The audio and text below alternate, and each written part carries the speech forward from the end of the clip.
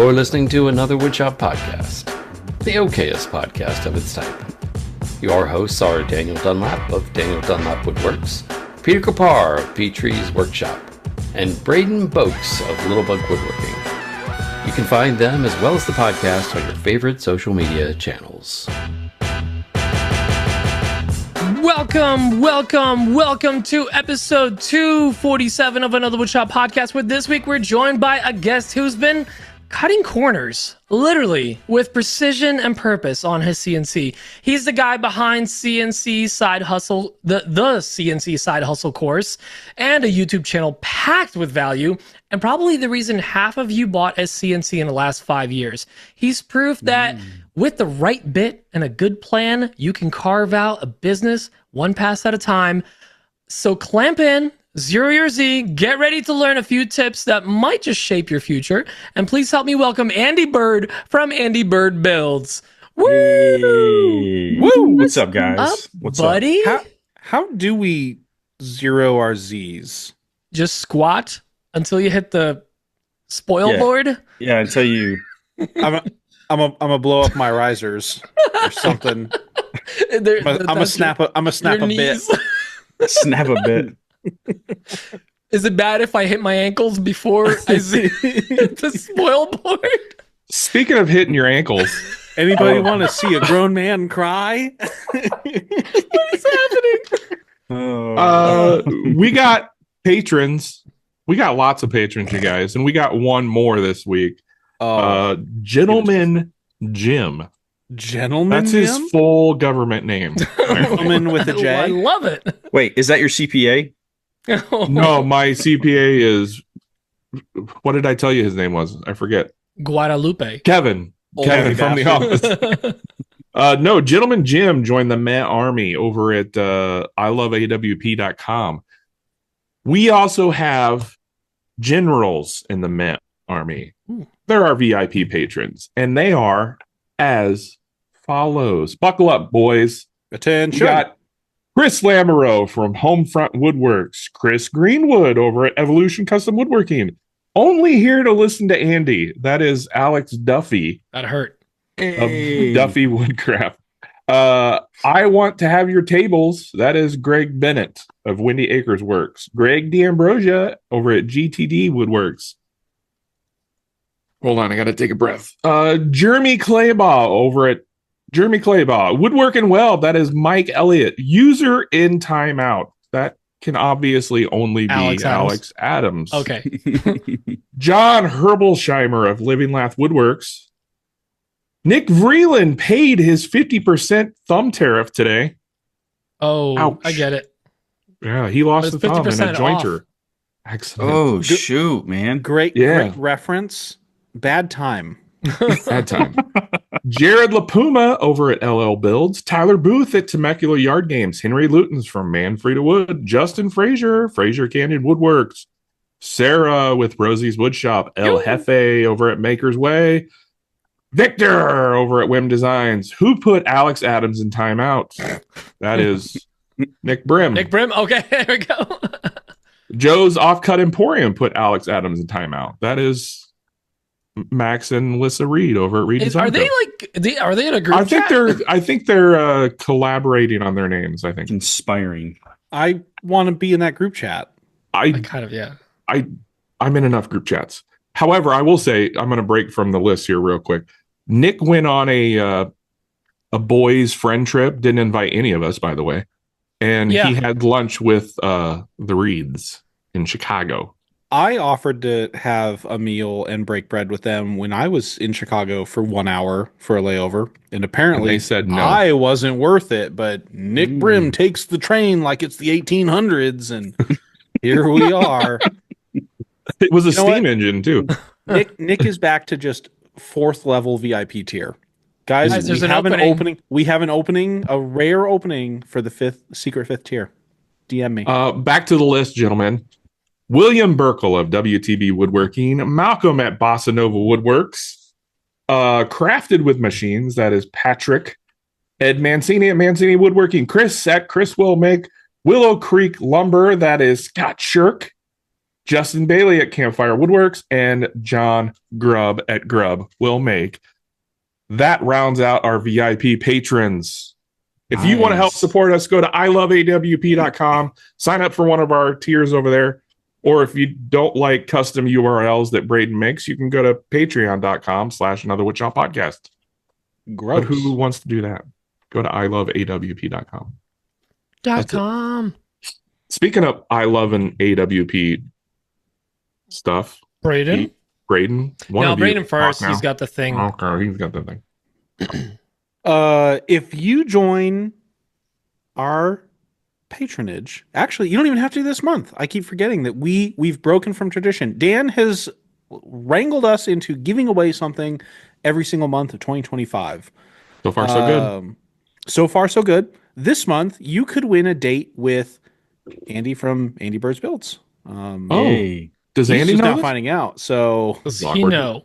the reaction will be genuine. It's a blind date. Let's do it. So, Andy, that dream I had was actually about you. Oh, okay. Oh, well, All right. Well, and hey, it was a great podcast. We'll see you guys later. Bye. If you want to know about my dream, you got to go listen to the pre-show. Anyway, so we were breaking from tradition. Normally, the giveaway is only for our patrons, and everybody gets an additional entry depending on how high a tier you are. But we are opening up this month. Anybody can win, and the way Even that me? you enter, Oh. technically you can, Pete, but I'm gonna rig it so that you don't win. Oh, no. If you go to arethechairs.included.com, it will take you to the AWP St. Jude's fundraiser page. Every $5 that you donate gets you one additional entry into our giveaway this month, which is for $250 gift card to WTBwoodworking.com or in store. Let's go. That's right. And I definitely didn't forget that was what we were giving away this month. No, So, we just throw it back and forth. We know what we're doing. That's right. It's just we're totally in sync, like a beautiful moment in Hawaii. So if you want to win $250 to WTB Woodworks, you might be a lucky winner. Just go to arethechairs.included.com and donate at least $5. Don't do $4. You'll be sad. Do $5. tens of dollars. Tens of dollars, some multiple of 5. Most of those are prime. No, they're not. Most of them are not even close to being prime. So anyway, something with a 5 or a 0 in it. You guys know math. Do this, Pete. Do some stuff. Hey, speaking of giveaways, our other sponsor this week is WTB Woodworking. Hey. William Gilligan Burkle is our patron and also our sponsor. He loves supporting the show, and he loves supporting woodworkers with all the goodies. He's making a move in a market that none of the other retailers are doing, and that is he is incorporating makers, other makers. Nick is there from Sated Wood Co. He's got his templates there. We got the Deerwood not Deerwood fasteners, the Dutton Tools lights for your sanders. That's there. Lesser known Dana Donald Woodworks is there with the templates. We also got some, I'm kidding. Dan is officially in the store and on a website, Daniel Dunlap Woodworks. All the inserts are available there. You can buy And them the from bow Dan. ties and the barbells. So if you're like, I want to buy from Dan, but I like buying a physical product because I'm traditional, you can go into the store. You can go check it out. And you can be hands-on and not have to see Dan. To be clear, Dan sells physical products. So you mean a brick and mortar store? A wood and mortar store. If you want to go see it, make sure to go check that out. And of course, they've got all the other good stuff. And I have a bone to pick with Bill, and that is he has too many brands in his shop now. He's turning into a big deal, okay? Because he's got Bloom Hardware, he's got Boss Dog Glue, he's got epoxy, he's got Festool in there, Fuji sprayers, Craig Tools, all that stuff. Lamello, yeah, those guys, crazy. Dan, you're in the top 5 on the website. It's primarily alphabetical, but that's fine. And then, of course, he's got slabs, he's got wood, and they also offer milling and drying services on site. But the best part is, guys, again, the giveaway. They're just wrapping up the MAYker jig giveaway. If you're listening to this, you are probably going to be in for the next giveaway, which is going to be a Wagner moisture meter. And those things are hella expensive and hella accurate. So if you've been thinking about getting one, this is the time to enter. Go check out WTBwoodworking.com/giveaway. And something about passing the savings on to you. I don't know. I actually use a Wagner moisture meter to tell if I've actually worked out enough. If you don't, you got to make sure you get that sweat. Yeah. Does it work through hair really well? It does actually. Okay, it punctures. good. Hey. It's similar to going through like a Wenge. Do you guys? Okay. I got a What? question. Yeah. Do you guys know what the leading cause of dry skin is?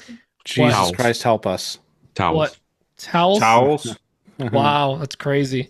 I just want you to know, when I work out, I use a steel ball to measure if I've worked out enough, because I just check the Jenka hardness of my muscles. Yes, I did do that right as you were drinking. This is why you watch the YouTube live. Oh my lord. All right. Enough of the infomercial stuff. We have Andy Bird on again, and there's been a lot that has changed in your life and our lives since you were on last. I felt like you were on. I was just saying this in a pre-show, like you were just on a few months ago. It's been a year and a half. Dare I say, almost 2 years. Yeah. Andy, for those of our listeners that don't know who you are, that are absolutely insane and apparently not on the internet, who the hell do you think you are? I mean, I'm just a nobody from Kentucky that plays with wood, you know? No. Okay, Dr. Vague. No, thanks for having me back, guys. Yeah, it's been a wild 18 months. New shop, new employee. New shop, who dis? Yeah, actually, so believe it or not, Andy Bird Builds now is up to 4 employees. That's including myself. Whoa. 2 And we're full-time. not counting CNCs. We're talking breathing humans. No, because that number would get wild. Like, I currently have 2 Avids and 2 Shapokos.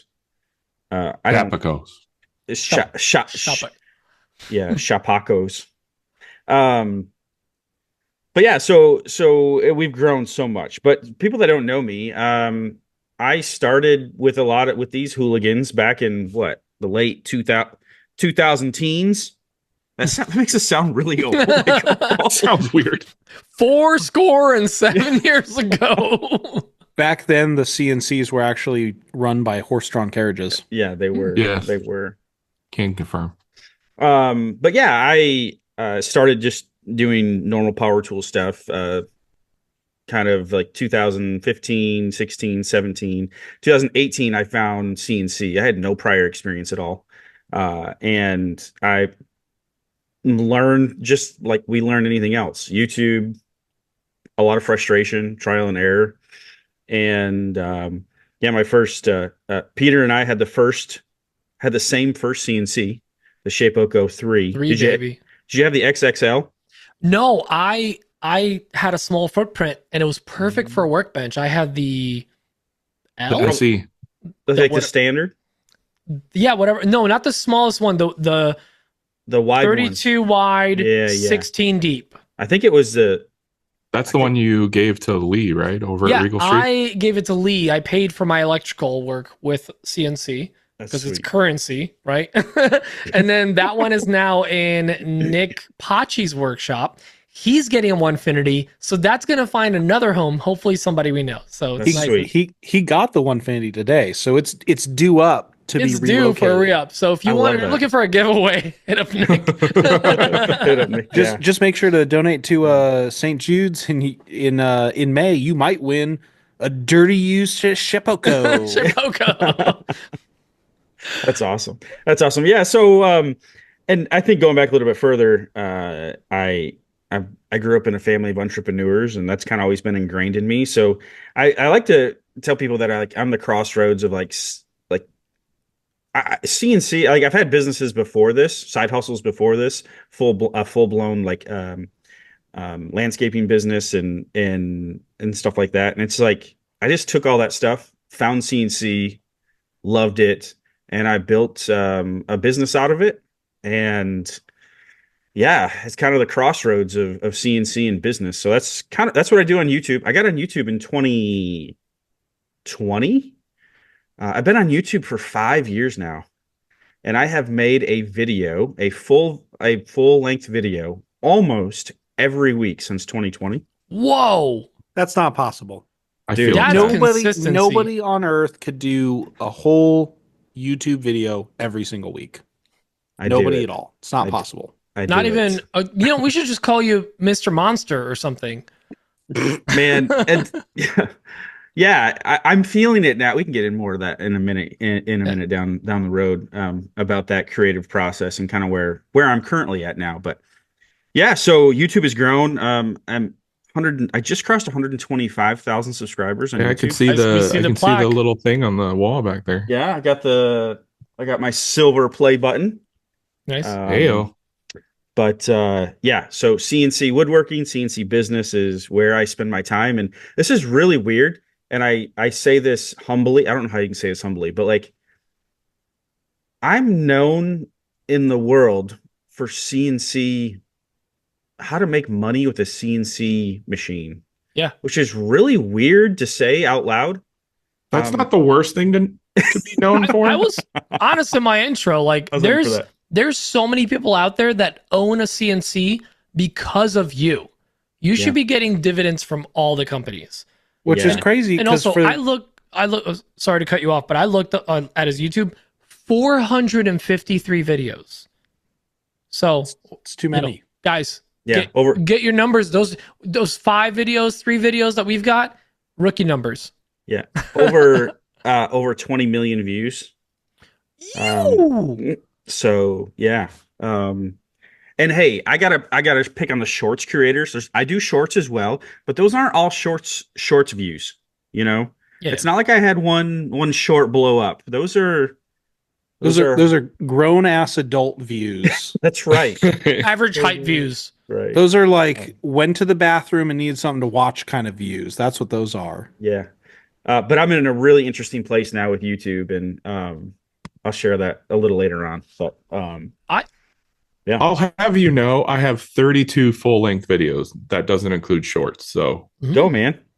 Bite me, look at you. Just 400 to go. I know. Just saying. Yeah, get on that. You can be Danny Birds. Well, I'm actually going to jump right into YouTube then. Let's talk about that for a little bit. Yeah. Because you obviously have been on it for a while, but Dan's been leaning into YouTube lately. I've been trying to find a motivation to like jump back into it. Me and Braden are both like, yeah, we totally want to do it. And then like, we don't because we're busy. I have a Sutton, which helps. Yeah, he has a Sutton that does. He made me feel bad because we didn't record today. And I was like, I'm not in the mood. But like, for a second, let's talk about shorts, because you have a lot of short form content that is not just shorts, but obviously you're posting out on YouTube. Instagram, maybe TikTok even, right? Yeah, I haven't done much on TikTok. Yeah, but your YouTube, Instagram are my main clips out of your videos. Yeah, and it's obviously zoomed in, so it fits perfectly in the format of which Dan actually was going to talk to you about that. Very genuine feedback. I don't want to see the bars at the top and bottom of your videos. I don't care what you want to see. You're too pretty. I want to see full length. Have Sutton take a step back. I want to see full frame 16:9 Dan. Okay. I want to see elbows. I want to see the whole all of Dan, right? Noted. Because I think Andy, you do a really good job, especially with your more recent videos of you're clipping right out of your YouTube videos, and you're getting 5+ pieces of content out of each video. I feel like. Yeah, I've got a secret. What is that? Maybe people know. But I use AI to do that. That was my question. So are you dumping the whole video into something and it's pulling it out, or are you actually clipping it yourself? I pay for this tool. I used to clip myself. It's very time consuming to edit those down. But I'm using Opus Clip. Yep. Oh, yeah. Same. Started in the Midwest. Yeah. Are you also using it, Dan? Yeah, I paid for it last week. I've literally been researching it for the podcast. Yeah, I tried. I would highly recommend it. Okay. But I tried a different one a couple days ago called Brazzers? Something Stories. I can't remember now. I was using another one for a while. Video, VIDYO. But Opus Clip is 100 times better. Mm-hmm. It is the top The best one that I found. How do you spell that? OPUS US. .clip maybe or Okay. yeah, something. Oh, just Google Opus Clip and it'll come up. Yep. But yeah, a lot of great tools. So that's where we're getting those, and it's interesting. Repurposed content definitely doesn't have the virality of like dedicated shorts, but it still provides that value, right? And that's what I'm like. I teach CNC and I teach CNC business, so I'm repurposing a lot of that content. I don't try to go too heavy, but I do try to repurpose some. Like little snacks, just little snacks. The one that I tried a couple days ago was called Spike Studio. Okay, it's all right. Opus Clip is better. Yeah, way better. Yeah, so we're doing that. Kind of our content strategy. Seems like a big word. I'm horrible. I'm just like you all with it. It changes all the time. I have different plans, different thoughts. But anyways, I've been really trying to dedicate a content strategy, like stick to it for a quarter, and having a team, having other people that are working with me has kind of forced my hand in that. To have a plan. So right now for this quarter, Q2, we're actually doing, we have content weeks, and every other week is a content week. And so next week we'll be filming a long form video. And I have a live show that we're experimenting with called the CNC show. The CNC Side Hustle Show. And that is every other Thursday. Those are on our content weeks. You can check it out on YouTube. But it is like it's a live show with segments. It's really fun. It's something different. Want to do something different that hasn't been done before. So yeah. I've watched a few of those episodes. Is it always the same group of guys, or do you have different guests on every week? So actually, that's two different. I'm on two different lives. So that live stream is every Wednesday night with a group of guys. That's kind of more of a hangout, just hang out and chat live stream. But every other Thursday we have the CNC Side Hustle Show. And it's about 45 minutes long. It's basically a monologue. I'm talking for 45 minutes straight. That sounds really boring, but it's broken up. We have different games like Price is Right style games, audience interaction, giveways. We do it. You had me at Price is Right. Do you got Plinko by chance? No, not yet. Damn it! I have built a Plinko board before, though. Hey, you and me both. It's so crazy that you guys bring that up, and I'll talk about this on my bench. But I also got an email with the word Plinko board in it today. Really? Yeah, that's I've placed a bunch of dowels into a board before. Nice. So it's the same thing, right? Yeah, that's basically the same thing. Yeah. So, anyways, we're talking about content. We're producing right now. Every other week, we're producing. When I say producing, we're creating 5 pieces of content, 2 live streams, a long form video, and then 2 shorts on YouTube. Have you considered also adding in like a podcast, like elevating one of your live experiences on Instagram to a podcast level? I have thought about that. Don't. There's already too many. There's already too many of them. I don't have any experience with podcasts, so stay in your lane. So I will say this: it's so much work if you want to do it. Like a lot. Like if you just do a podcast, it's actually not that bad.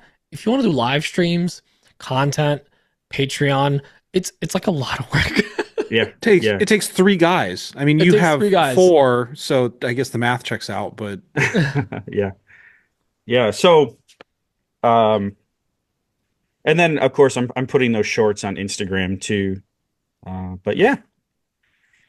Well, it's crazy. So I mean, you talk about putting out a YouTube video every single week, and I'm scrolling through just video after video after video after video.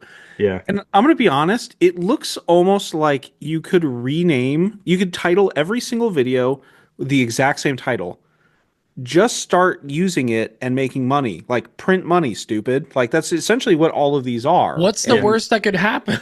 Like, Yeah. I mean, 2173 a day side hustle. How I made like $300,000 in 17 hours. Nope, that was maybe some of those titles have roped me in. I'm like, I want to know how to make money. 7 CNC side hustles to make $1,000 a month. 0 to $12,023 in 90 days. You gotta feed the algorithm. He knows what he's doing. It's all just bait. I was gonna say, titles.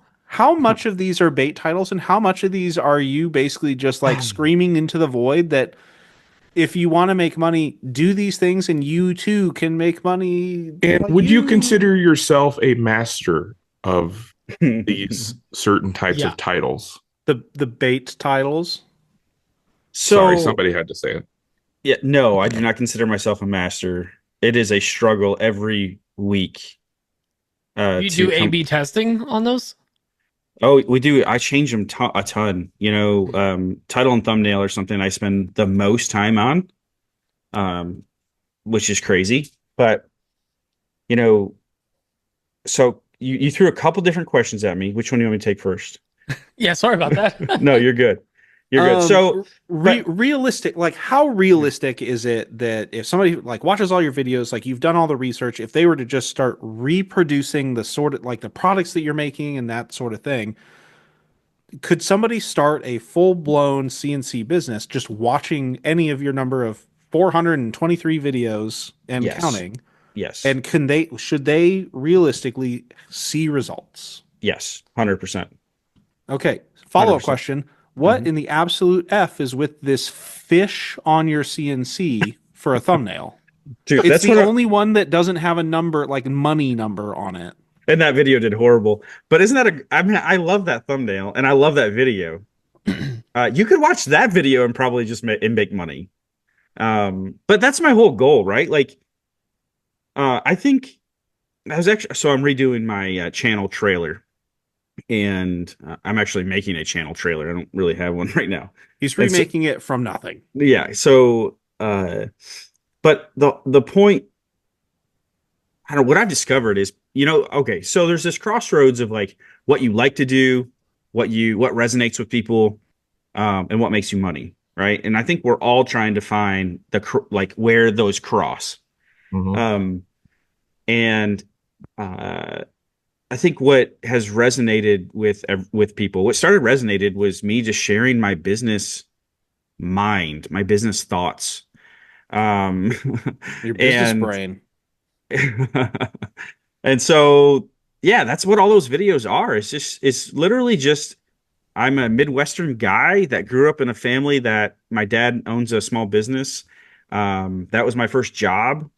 Learned a lot from him, read a lot of books. I've been at business now I've owned either a business or a side hustle for the last 20 years.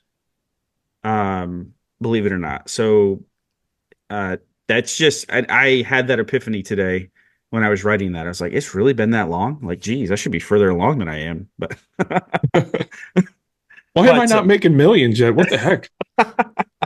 But, yeah, so that's what I do on YouTube. But kind of where the interesting thing with YouTube, one, it'll suck your soul right out of your body. Nice. And it's grueling. I feel like people are like, oh, you're a YouTuber. You just make videos for a living. Like, but if you actually wanted to do this for a living, like it sucks. Like it's work. Like it's so much work. So I quit my full-time job. I went to college I think I told you guys this on the last show, but I went to college, went to Michigan State University, go Spartans. And I got a degree on how to grow grass. Wow. There we go. But basically agriculture. Are you talking about what kind of grass? Yeah, I was just gonna say, were you a drug dealer? Yeah, I went to college to be a drug dealer. No. Well, at least you did it the right way. Yeah. Kudos.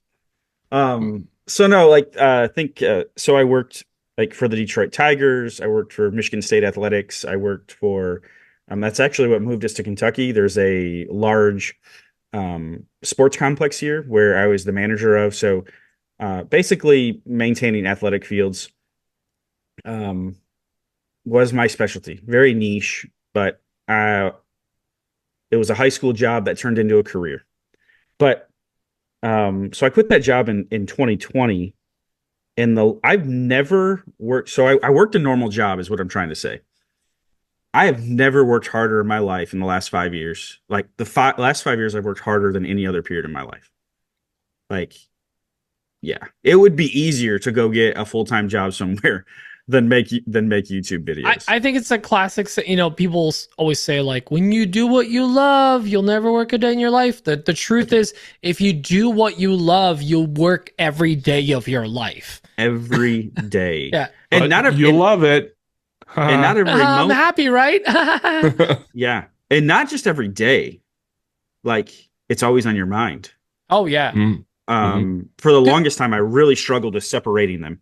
Because I worked in, you guys know, I started in my basement, in my house, and like I just walked downstairs and then walked back upstairs, and then I took over the garage, and then I built this. So now, since I built a new shop, we have a lot more separation. I can leave it. Yes, it's still in my backyard, but that's been a lot better.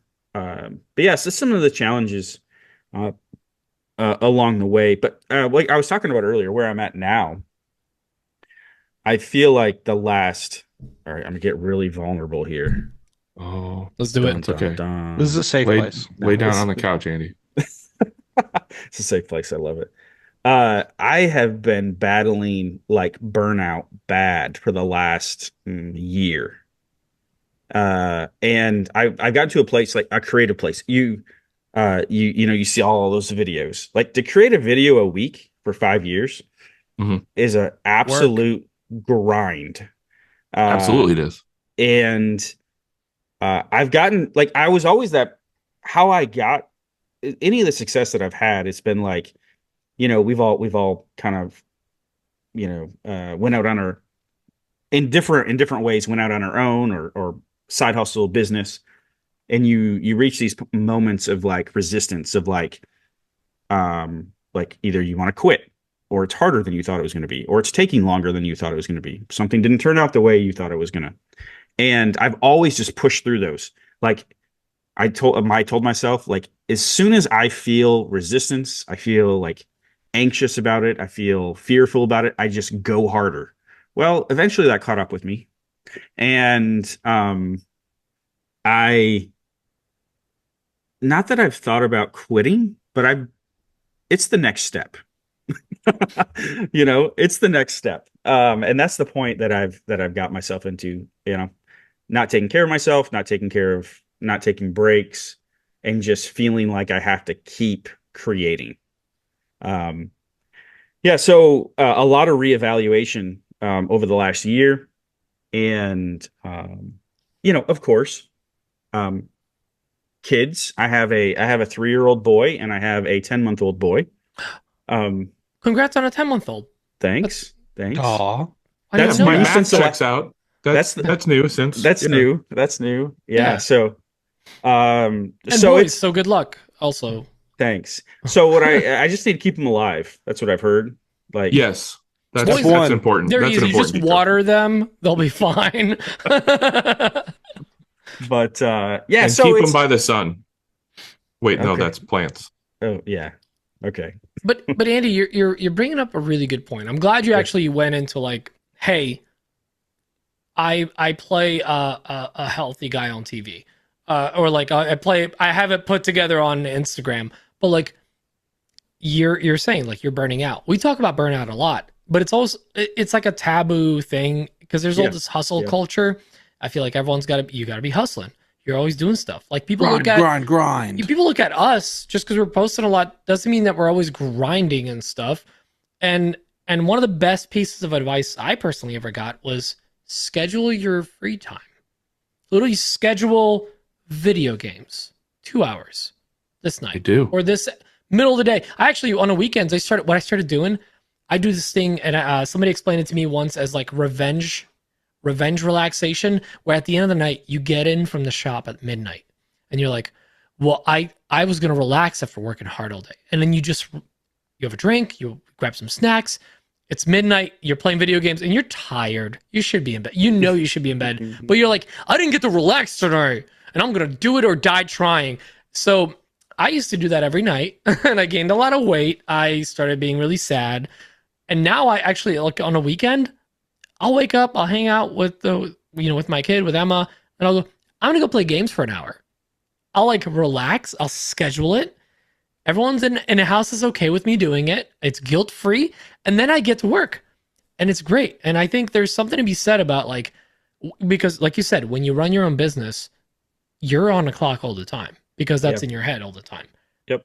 So it's good to schedule free time. Like Saturday is a wash.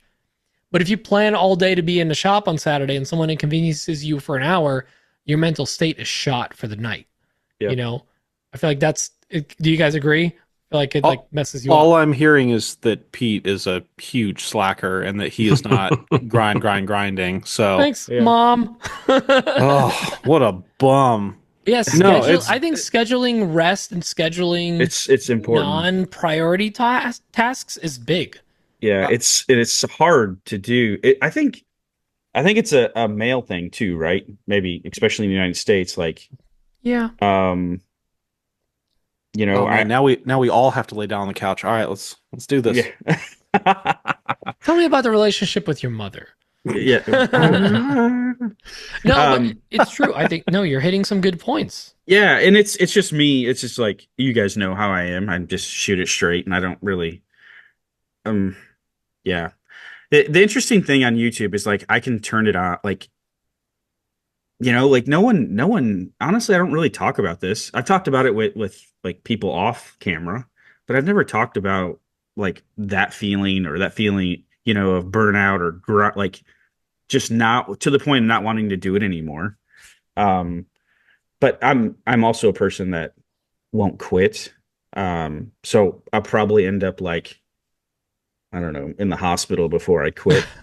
Well, I mean, and at a certain point too, so I have that problem and my scale is nowhere near what your scale is, but I started to hit that point in the last couple months where it stopped being fun. And it's not my livelihood. Like I run a small business, a very small business, but that was kind of the thing. Like it's a fun way. It's a side hustle. So it's a way to relax and kind of pay for me to take some of that time and relax a little bit. And it stopped being fun. And then I did my taxes and realized I didn't make as much money last year as I thought. I wasn't growing as a business, and all of that just piles on. Yeah.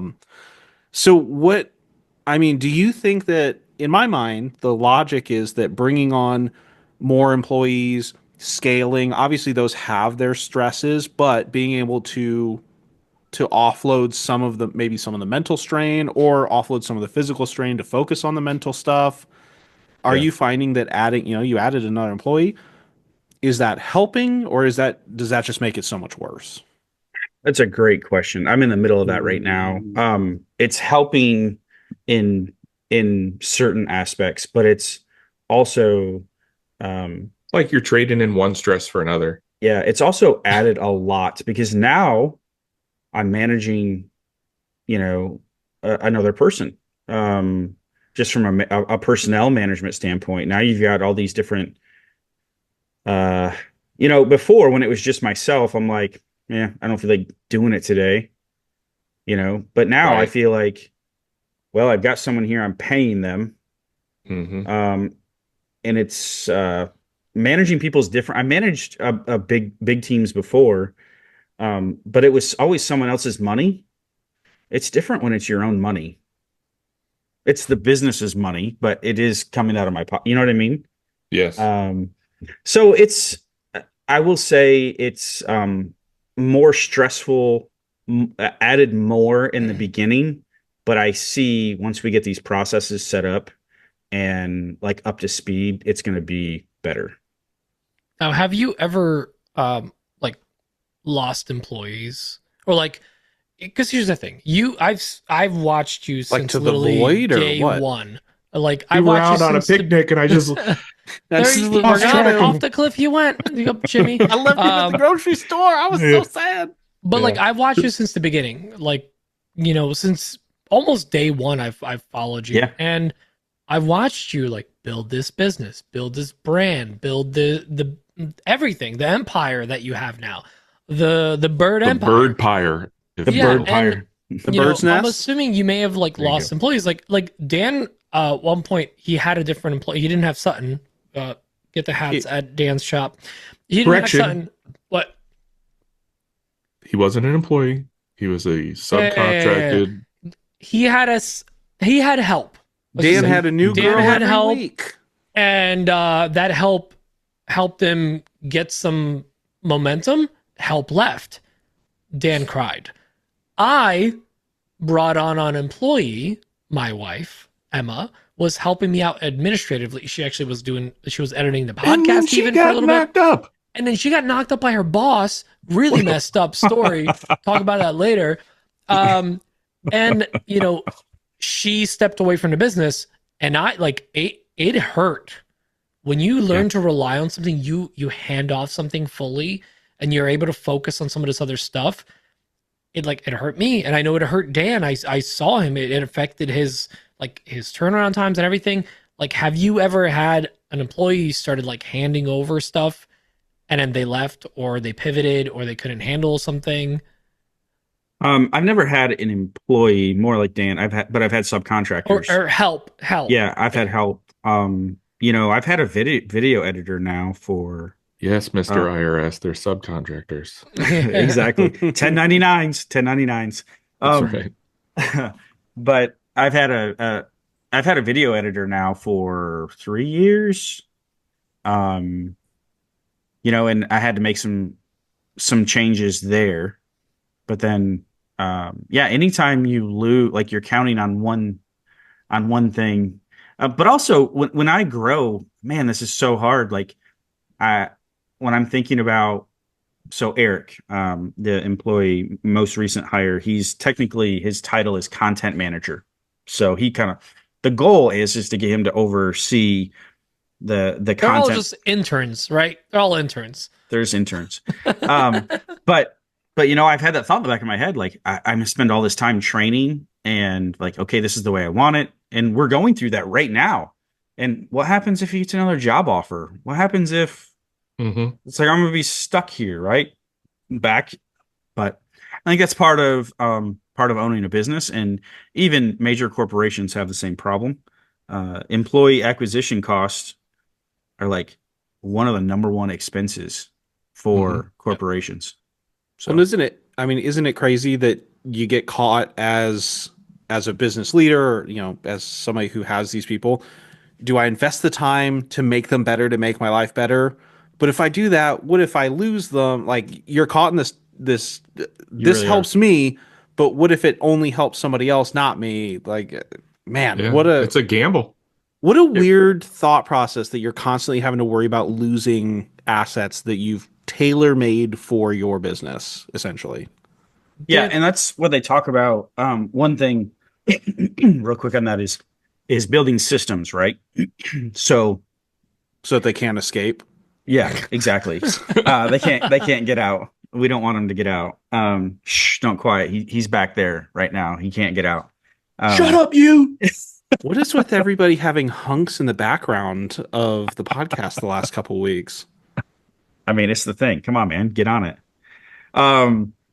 But yeah, systems, and I've heard business gurus say that, right? And it really is true. Businesses scale with systems, and like systems for like, so if one person leaves, it's not this easy. But one person leaves, I still have that system. That system didn't go out the door.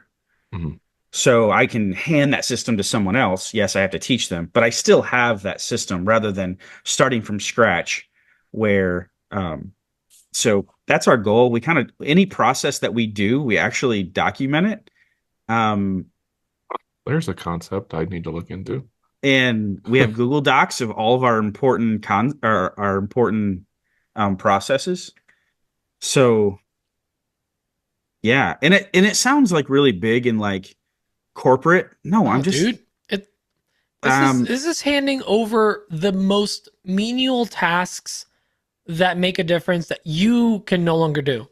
Yep. Like it doesn't have to be a high level thing. Sometimes it's as easy as just like most recently, Braden, thank you, took over sending out shirts to our patrons. It's not a hard task.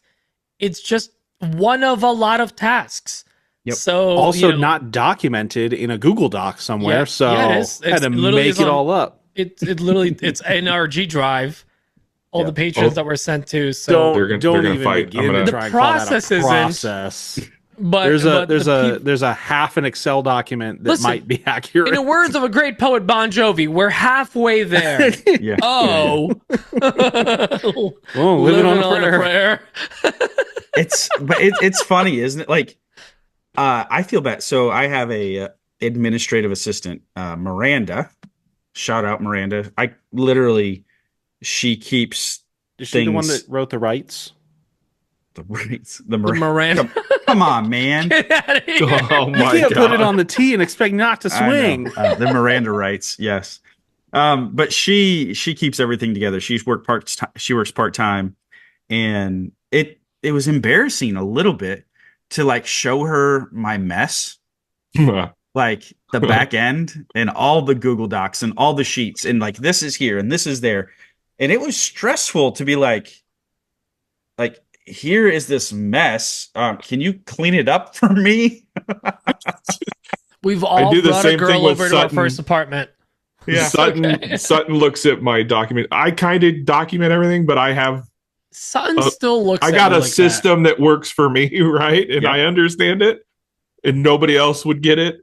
And Sutton looks at it and he's like, "What the hell is this? What are you doing?" I'm like, "It works, man." that. No, Yeah. David. If Sutton left your shop now, like let's say he like tomorrow he's like, I'm gonna be a movie star. He moves to Hollywood, right? Because I mean, look could at his see that. ass, right? First of all, you'd be devastated. I know it'd be a couple sad episodes on a pod. Are you ready to like take on another person? Do you have some processes in place? Yeah, but they only make sense to me. Yes, I also have You that. think It's I'm going to called let Sutton Polish. change my systems? So as long as Dan can clone himself, Yeah. Well, I got a like couple the clones, but sheep they in suck. Russia back in like 2002. Yeah, I think your kids don't want anything to do with the No, shop. they don't. I have clones, but they don't want anything Actually, to do with it. Andy, I know. Wait, how old is your oldest one? He's gonna be 4 in June. Yeah. Ooh, got a sanding ways to age. go. Sanding age. That's Yeah. good. He's getting there. If you start them young, man, that's indoctrination. They'll just think that you're wise. Although or something. the problem though with having like access to the the laser and the CNC, like all these tools and being able to make things, is Gabby, she's interested in the shop, kind of. She's more interested in the fact that she has learned that as long as she can articulate what she wants well enough, Dad's got something that can make it. Like Yeah, I can make Yep. any that's toy trouble come- for you, though. So basically, she's the shop manager. It's Yeah. wildly inconvenient because there's constant like, Dad, can you laser this for me? Can you laser me a Convenient tiger? for her. Oh, cool. Can you laser me a different tiger? Sure, whatever. The 3D printer is a living yes. nightmare, and it is Yes. fantastic, and I love it. Yeah. But every single day, Dad, can we print something? It's like Yeah. there's 47 pounds of PLA in this house. Get rid of some stuff. That's tell it. the Wait, no. boys what you Can printed you the other measure it night in on somebody kilograms, else's please? machine. Gabby is super funny, and she's definitely my kid. Sutton has been doing some 3D modeling and prototyping for some stuff for me. Andy, in case you didn't know, Sutton, my helper, is Braden's brother. Hence And I'm the the only hats. one I not just picked wearing it up. my Just a little Sutton, hat. Sutton. Yeah. Just a Little little Sutton. Sutton. Yep. Love it. He But- hates these hats, by the way. Oh yeah, he absolutely hates them. But so he's doing this, and he would come over after he works at Dan's, works his other job, goes to the gym for the 4th time today. Like he was rolling in at like 11 o'clock at night most nights. Hey, what's and I love hanging out with Sutton, but at some point I need to be a better sleeper. And he'd come and we'd we'd 3D print like just little test parts of different things to make sure that things fit. Finally, it was like, Sutton, I've got 2 3D printers. Take one of them and just go prototype stuff and then bring it back when you're done. Well, I gave him Gabby's printer, the A1 Mini. Oh, you jerk. I'm such an idiot. And I told her it was happening, but like it wasn't clicking right until she came downstairs. She's like, well, how are we going to print something? Where's my printer? It's like, well, Uncle Sutton has it. Why didn't Uncle Sutton take your printer? It's like, well, that's a good question, kid. I'll tell you what, because I pay for both of them. But it was Sutton's birthday the other night, and we realized that I got him logged into my Bamboo account, which means I still have access to the printer right here. Yep. And Gabby looks me dead in the eye. And I was so proud of her. Dad, we should print a butt on my printer. I was like, oh my God, that's hilarious. That is we're doing that right now. No, awesome. He comes to the shop yesterday morning, or was it this morning? I don't know. And he goes, so my niece printed a butt on the printer last night. And we scrolled this is such a weird thing to say. We scrolled through like 12 pages of different butts on the Bamboo app. Oh, there's that many, huh? Finding just the right app, just the right Find the butts. nicest peach. We That's what they were doing, Pete. She almost wanted to print. There was one that she wanted to print that was a turd with a butt and like articulating legs. That was almost the one. And then like third by a far was a corgi butt toothpaste cap where you squeeze the toothpaste out and it comes out the butt. Nice. She's like, Uncle Sutton's going to think that's funny. I was like, That's you're great. Yeah, I bet. so ridiculous. You're so ridiculous and I love you. Jeez. That's great. But Well, since we're on a topic, Andy, Yeah. you are the CNC king, you could say. Yeah. CNC CEO. Yeah, CNC CEO.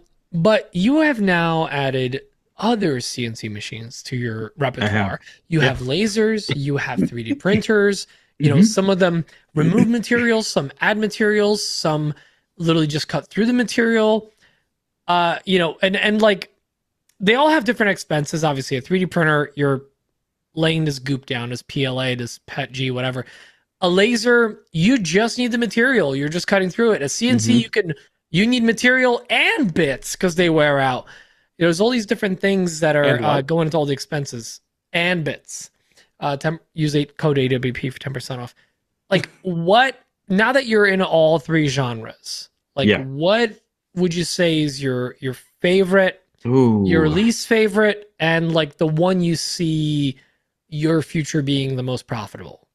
How soon before the laser side hustle by andybird.com? Because that's what happened to me. My It's been laser rumored. and 3D printer took over my CNC. Andy, we got CNCs at the same time. Yeah. And then I just used it as a glue up table for like 2 years. Yeah. Yeah. So I have a Bamboo P1S. Mm-hmm. Yeah. Noise. And I have a lot of lasers and a lot of CNC routers. So I have a lot of machines around here.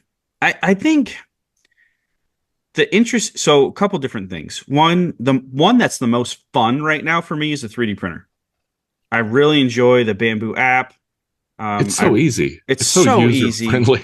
So something really cool is I put the printer on an Amazon, like a smart plug. So I can turn it on I can turn power on to the printer from my phone and do just do the whole thing. We're supposed to turn them off? You guys turn your machines off? No. I sometimes don't. leave my Bamboo on for like weeks. Well, I'll leave it on. I haven't turned either one of those off since I plugged them in. I didn't realize you were it's like your supposed computer to is turn them supposed to restart it once in a while. Yeah, like I do when I move it. So I don't do it every time, but I do I just want that ability to I'm leaning back in my chair in the house and I'm like, I want to print something. I want to print a butt. I want to print a butt, and I'm just scrolling and I'm like, oh, the power's not on. Oh, I have to walk out to the shop. No, I don't. I go to my Amazon app right here and hit the power button, turn it on. Okay. And I'm good to go. So, okay. So you've got access to the butt plug. yes. You always got to have access to the butt plug. Sorry, everybody. You're not sorry. I'm not even a little bit. How could you? So that's the most fun right now. Like, I think and that's part of I've enjoyed creating. I haven't shown any of that like content. I don't take pictures of the things I 3D print yet. I might get there one day, but it's just like for me, and that feels really good. Are you modeling yet? Like 3D for modeling? GQ or Yeah, I'm underwear line. My feet are really popular. Oh, Okay. Hey, the side hustle and the bottom hustle. Nothing like bird feet. Oh, that's great. Nice. So no, I haven't modeled anything. Like, I've done it previously, but I haven't done anything recently, like modeled my own stuff. But I'll get there. Where I see the most profit for me, profit potential comes down to the CNC router.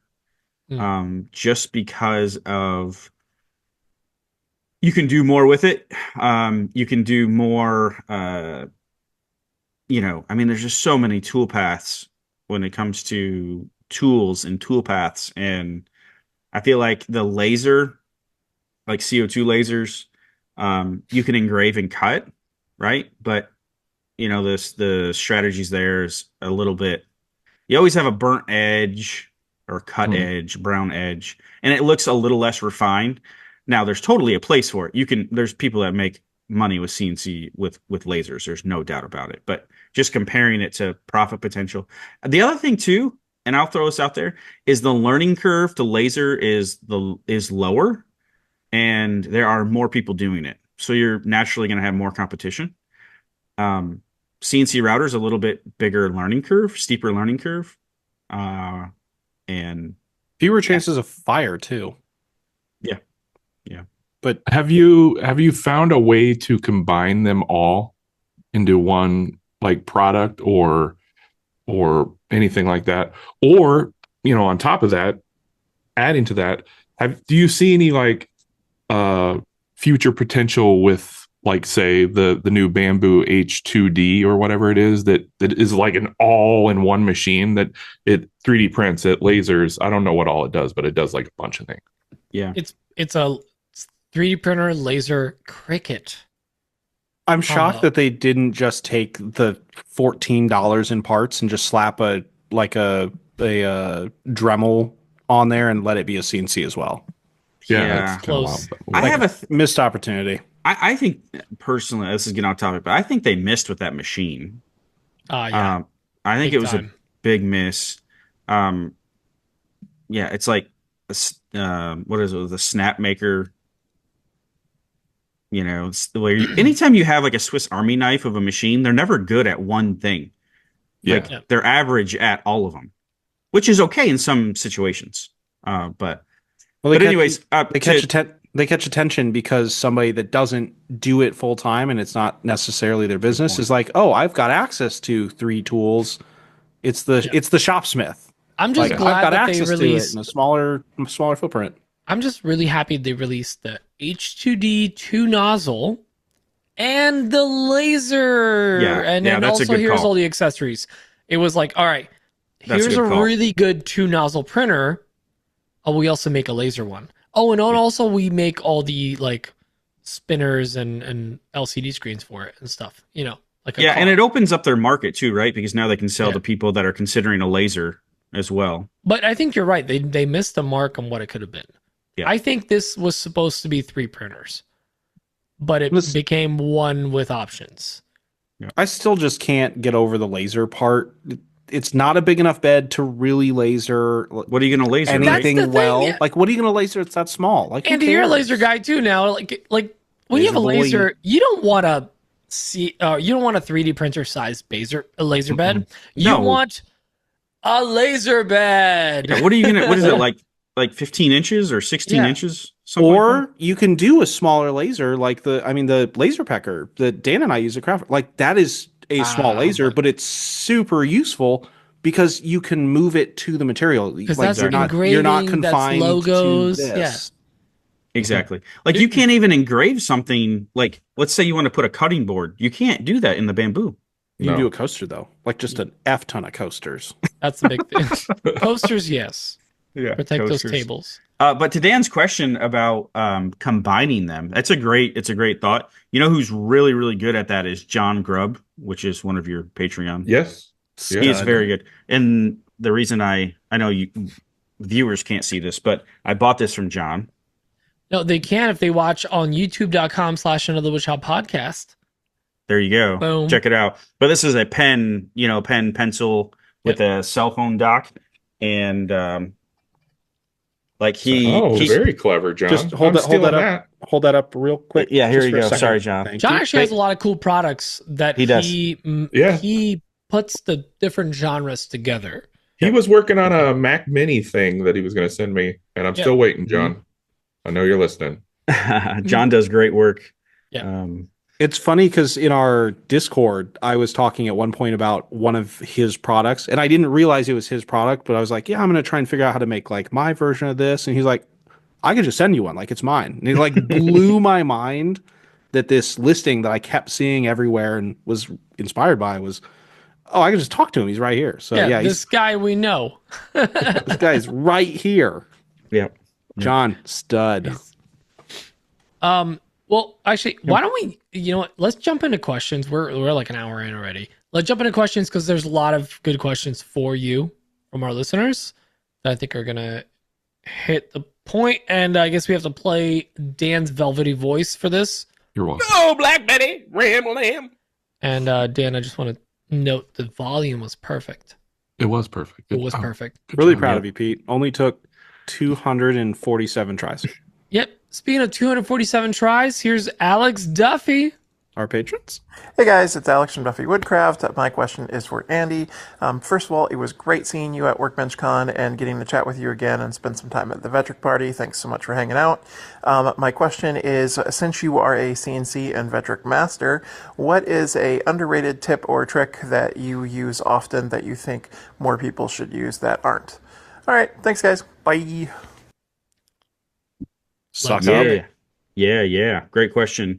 I joked in the pre-show. Control Z is what I use a lot. undo. Command Z on a Mac. Or Command Z on a Mac. I guess there's no Aspire in Mac, but whatever. You're right. It's only Control Z.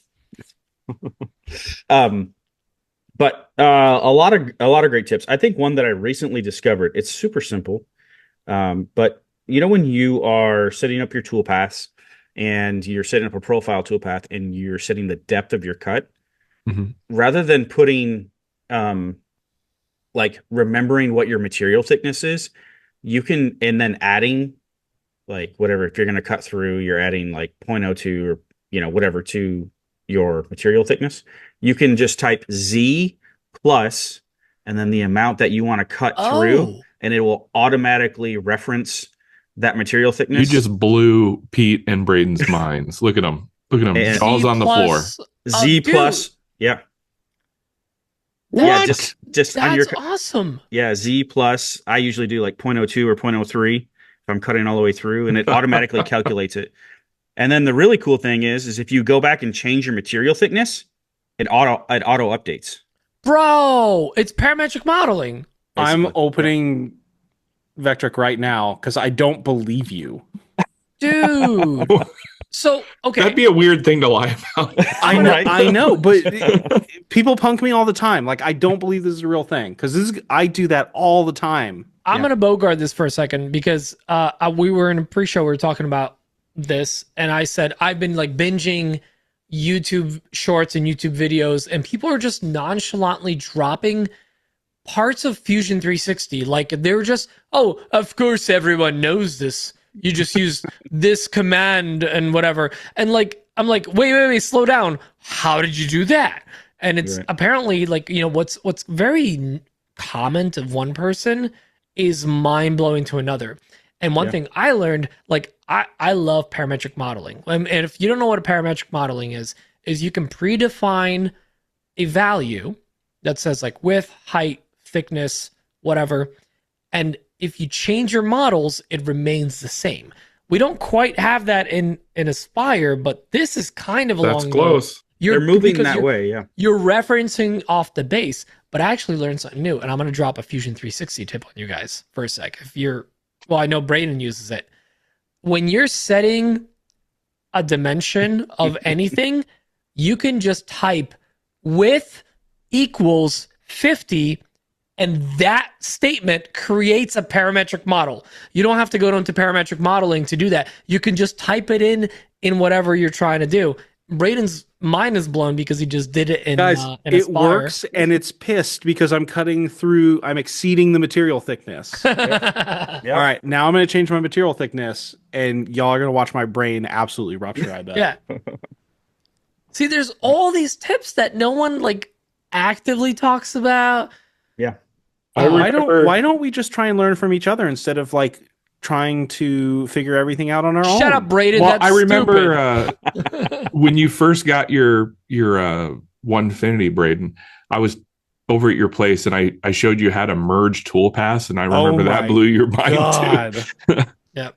You were like, wait, I don't have to do a different file every time? I was going through life wrong. Just change your by bits, that point. bro. So it's interesting. Like, I think I have the same thing. Did it work? It works. It works. Now yeah. it's pissed that I'm trying to go 0.72 inches deep. Yep. Mm. Yep. I think it's always going to be pissed if you do Z Game. plus Just anything. the default Change. is pissed at Braden. Will that work with Z minus something? I bet it would. We're gonna bet it find would. the I F bet it out would. right now. Because I if you never- wanted to do like a dish, you could just do Z minus a quarter. But pocket, you don't. yeah. Well, yeah, I guess Z minus, yeah, but Or like you would be calculating how much like is left at the bottom. Right. right. Yeah. So like Dan's style of cutting and then drum sanding everything out, like that would work. Yeah. Dan could just oh my always reference the same. Yeah. That's good to know. recalculate all one toolpath. Well, I want to drop a little tip in there for people. Nerd. Just the tip. For anyone using any Vectric software, learn to use nodes.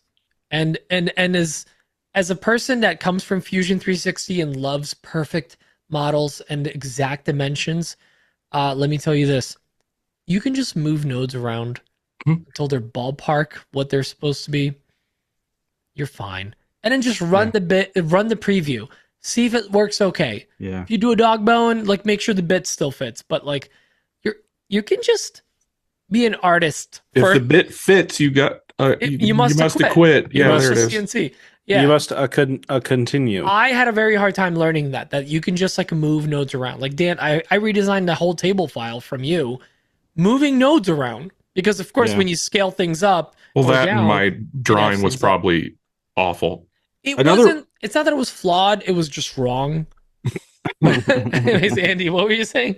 Another one I like, I believe, is so when you're talking about nodes, and you can highlight all the nodes and hit S. I think hotkey S, and it smooths all of your shapes. Oh, so you can do multiple along a really? So if you had So so rather than going and adjusting the pull handles to get round curves and everything.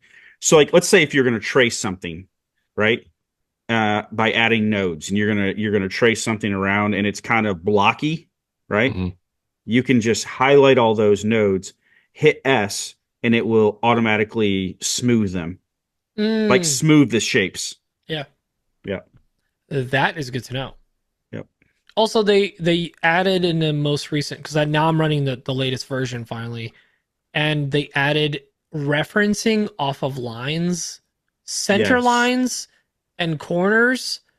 So you can, if you're like, I'm trying to move this and I don't know what height that is.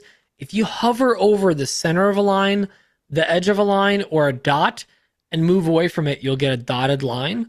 Yep. And you'll get a perfect match to that height or that spot on your your that's sketch. nice. You also you can add, we can keep going here, but I've been adding Let's keep going. This is great. I'm doing it in real time. Yeah. Please never stop. You can this one's simple, but it's kind of moving towards that parametric Fusion 360 feel. You can add dimensions like really easily. Yes, they added that in. Yeah. Love it. Yeah. Great. Love it. Yeah. I wouldn't know. What do you mean? Yeah. I don't have the newest. No, I know what you mean. I know what you mean. Okay. Yeah. So you can click on like if you were going to make a furniture of some sort, you could add dimensions to your drawing on like to your file in the file. There's a dimension. So like it would look more like a plan than an SVG. But also for like if you're actually trying to keep it an exact dimension, you can. Anyone that's done Fusion stuff is very familiar with it. But actually, Andy, do you use any kind of Autodesk stuff? I used to use Fusion, but I don't anymore. I haven't used it in a while. But I learned it. I went through Bob from I Like to Make Stuff. He has a Fusion 360 course. Yep. I went through that course and learned it. And but what really got me is I did a couple projects, like setting up tool paths and exporting was hard. Yep. Like by the way, Braden, second line of icons, it's the one with the question mark and 2 arrows. Question mark and 2 dimension arrows. Under create vectors. Yep. I'm just blowing his mind right now. Say what? This is why you watch his the mouth YouTube hasn't video. shut. Yeah, it hasn't shut. We started talking about this. I'm hoping that these tips are actually useful to people, and that's why absolutely. you don't need Aspire necessarily. All these features are actually available with every single version that they make. I think even the base, the 2D one that they have. So this is just a modeling software. Yep. So it's definitely worth checking out. Yeah, Vectric's it's such a great company. I mean, I am partnered with them. Yeah. But there's a reason why I get the question all the time, right? Like what software should I start with? And there's like all roads lead to Vectric. Like it seems like someone starts with something else and then they're like, well, just go get Vectric. Yeah. You know what I mean? And most people, VCarve Pro is all you need. Mm-hmm. Yeah. 99% of people don't need Aspire. Yeah. I mean, the only thing that Aspire does that VCarve Pro doesn't is it lets you 3D model. Yeah. I think. And even with other applications, you can do 3D carving in just VCarve fine Pro. in Pro. Like yes. Yeah, you can do 3D carving, but you can't 3D model. You have to have a different. There's some software out there, like even with Shapeoko, they had the Carbide 3D. That was not modeling software. Yeah, Carbide Create. Yeah, Carbide Create. It was not a modeling software. It was a layout software at best. Yeah. But a lot of these other ones, like obviously Carveco, Lightburn's beta child that they have right now is MillMage, which is basically Lightburn for CNC. That has a lot of design features in it. So like all the software kind of has similar features in it. It's all kind of there. You just got to find it, unfortunately. Yeah. Good stuff. I'm sure this is not super dramatic for you, Andy, but for anybody else that's also listening, you try out that stuff and you've got VCarve Pro, go ahead to Google and type in VCarve gadgets, and it'll take you to the Vectric website. And they've got like box builders where you just punch in dimensions and it'll spit out your carve paths. Looked at that yet. I have it like opened in a tab and I haven't downloaded anything. Oh, it's fantastic. Okay. Turn profiles, dog bones, dado tool paths. Like, dude, a box joints alone, that there's so few good box joint makers out there. You can apparently do dovetails on your CNC as well. Like there's a gadget. If you ever want to do boxes, I think boxy with a y.py is the website. They have it's for lasers, but you can obviously just dump it right into any kind of CNC software. Same thing. You can do boxes right on a CNC. All right, let's keep moving along because I feel like we're just going down a rabbit hole. Dan, of course, the second most avid user of CNC in this call is just quiet the whole time. He's like, I'm just taking it all in. I just use copy paste. Dan has a process that's developed, and it is not in the Yeah, computer. you're talking about all these gadgets, and I'm like, I do all this stuff manually, like a bozo. Dan's just out here. Hey, it works, man. Just riding his CNC hard and putting it away wet. All right, That's next why it has question rust. is from Mitch Hale. What's up, guys? This is Mitch from Horndog Maps, and I have 2 questions here for you regarding CNCs. The first one is, do you know of a feed and speed database? I'm pretty new to this, so when I look on different companies, their bits, some of them list starting feeds and speeds, others do not. So do you have a good starting point of where to go, where to look when you have a new bit that you haven't built your own database over? The second one is, if you're going to do an epoxy inlay, how deep do you typically carve into the surface? And then what bit are you using? How big of a bit? Anyway, that's it. Let me know. Thanks. I have a quick and dirty answer for the first one because we're all going to have the same one. The Amana tool database is pretty standard. What you do is you go to Amana, the website, you download the entire database, then you load it into your software, then you go in and delete most of it. Get rid of the metric or imperial, depending on who you are, to get rid of the weird bits that you will never use, and it will finally load fine, because that is a heavy database. I don't know about you guys, but none of us have the top of the line computer running our CNCs. Am I right? No. So that database will watch your chug. mouth. It'll chug your machine.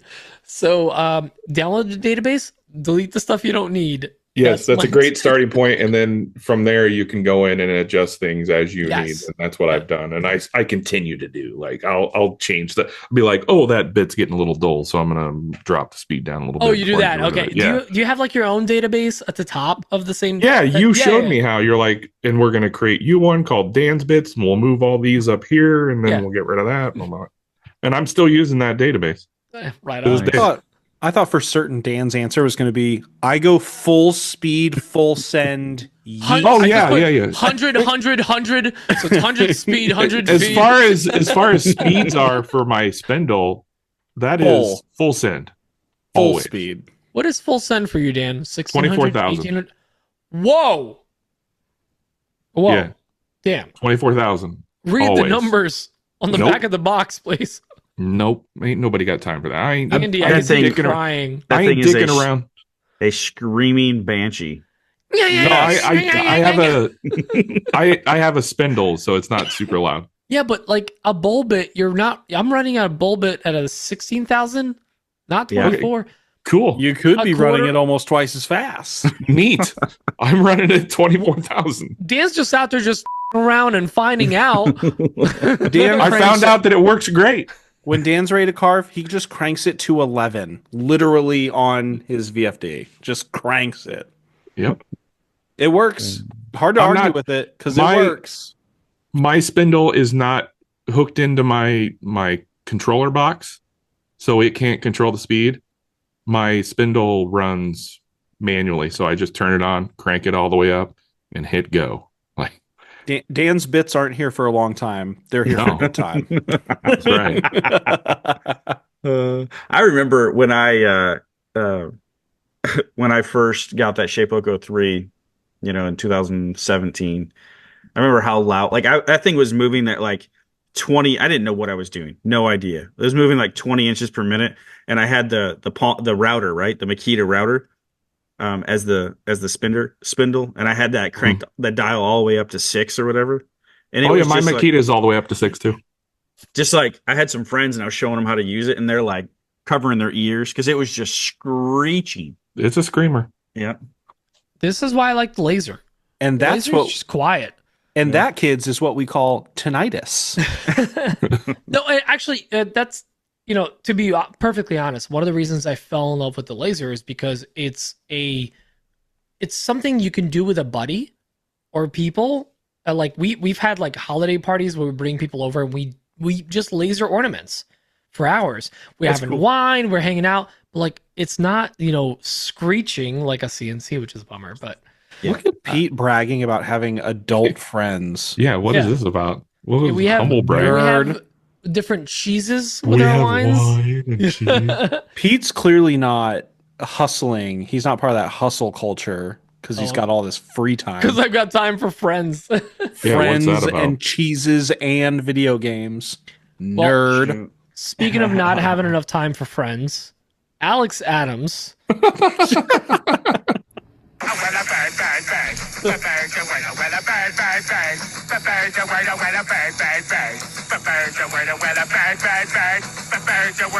So I've got a question for Andy. I'm curious what he believes are some better products or product lines that sell particularly well during tough economic climates. I know that my kind of bread and butter is larger tables and other large items for my business. But I have been looking to expand a little bit using the laser engraver that I have, as well as the 3D printer. So I'm curious what you might suggest to add to a product lineup for a small business. All right, Every Andy, now and then. recession-proof Yeah, I think sex he nailed toys, it. Go. Every now and then he comes in with a pretty damn good question. He nailed it right there. He said bread and butter. That's what sells during a recession. Right? Can't argue with that. You can't argue with that. You can make your own butter. Kerrygold and sourdough starters. Let's go. So this one's a tough one because, you know, we always get that question, like, what sells well? Well, that's such a relative question. Like, there are some best sellers, but they're so scenario based, right? So I'm going to go up a level. And I was thinking about this the other day. I think kids, like, Kids sell well? They kids do. sell I well. got a new one. Let me know. Well, I paused because I was going to say target kids, and I thought that would probably get You're walking a really, really narrow path here. But you stay away from the narrow side tables. I will cut you. But yeah, I think birthdays, I think special events, things like that, targeting, like, whether it be anniversaries or things that come around every year, and things that have, the reason I say that is because my thought is there's a high emotional attachment there, rather than like a table. No offense, but they're like, you know, I can What's go the another width year. of this table? Well, Is it he's saying, narrow? well, is it a narrow table? But he said that he made tables. Like, so the idea is, I get what you're saying. There's no emotional attachment with a table. yeah. But yeah, something that where there's an emotional attachment. Or something built in that people aren't going to skip is the first thing people are going to pull back. I'm experiencing this right now with my CNC, with the CNC side hustle. Go buy it now. But I'm experiencing lower sales because at the end of the day, like, people aren't going to shell out money. Like, when there's uncertainty, people pull back on the not needed things. So if you can focus on necessities, yeah, I think it's a good way to do it. That's the idea that comes to mind. So necessities, stuff that's emotional, and stuff that happens every year. Like, I so you're talking like like to- Mother's Day, Father's Day type of stuff? Yeah, possibly Mother's Day, Father's Day, Easter? Easter. I don't know. I think it has That's the to one be that's happening right now. You know? right. I think it has to be more personal, right? Like the reason I started, like, you know, your son's birthday. I don't know what you can make for your son's birthday. Go to ask ChatGPT. But but just that target, right? Like, you know, maybe, you know, they're not going to go out and buy a $500. I don't know. What are the kids buying these days? Or what are the kids getting these days? I don't know. Fortnite skins of Sabrina Carpenter. I can that a make that thing? on my CNC.